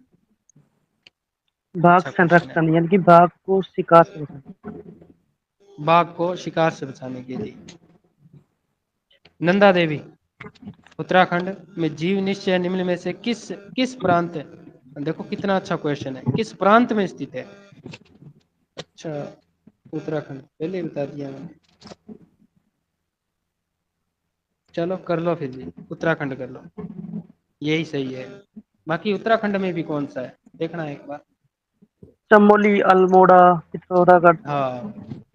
हाँ वो 2-4 क्षेत्र थे, निम्न में कौन से नहीं हो सकता? इसके अलावा लेंस डाउन भी आता है, यहाँ पर लेंस डाउन भी आता है, धर्मशाला भी क्षेत्र आता है। तो कोई भी एक ऐसा नाम दे दे निम्न में से कहाँ पर स्थित नहीं है, तो ये थोड़ा सा निम्न में से कौन सा शामिल है या नहीं है वो भी थोड़ा सा दे सकते।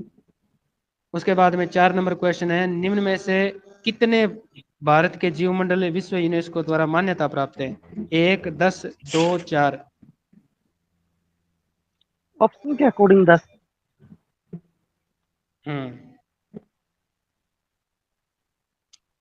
वैसे तो 10 है, बाकी 12 करनी है।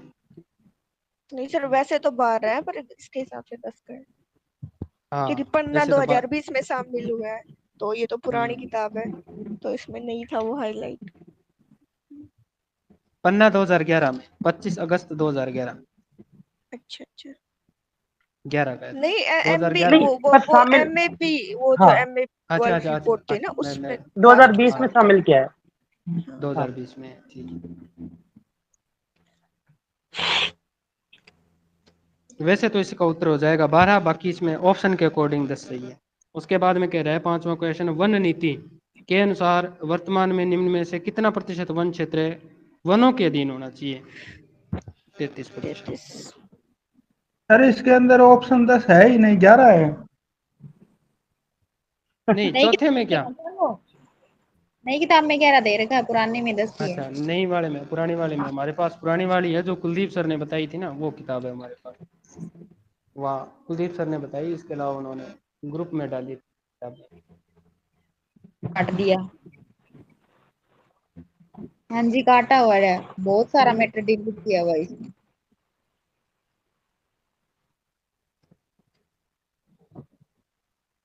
चलो, अच्छी बात। इसके अलावा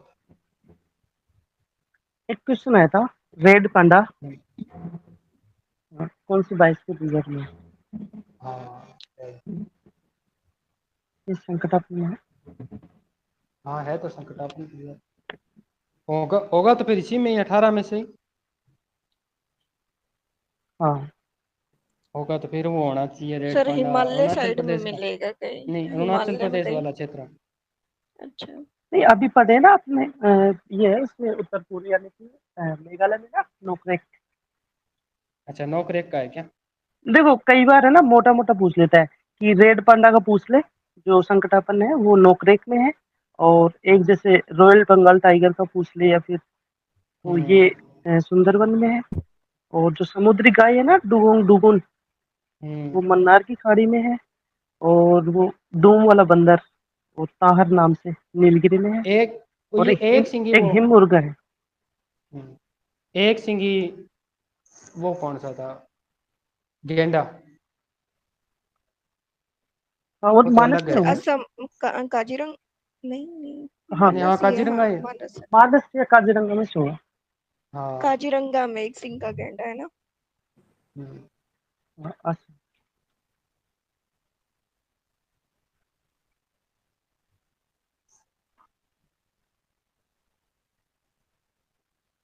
वैसे तो राजस्थान का भी है, ग्रेट इंडियन बस्टर्ड बर्ड है, तो अभी संकटापन्न में ही है।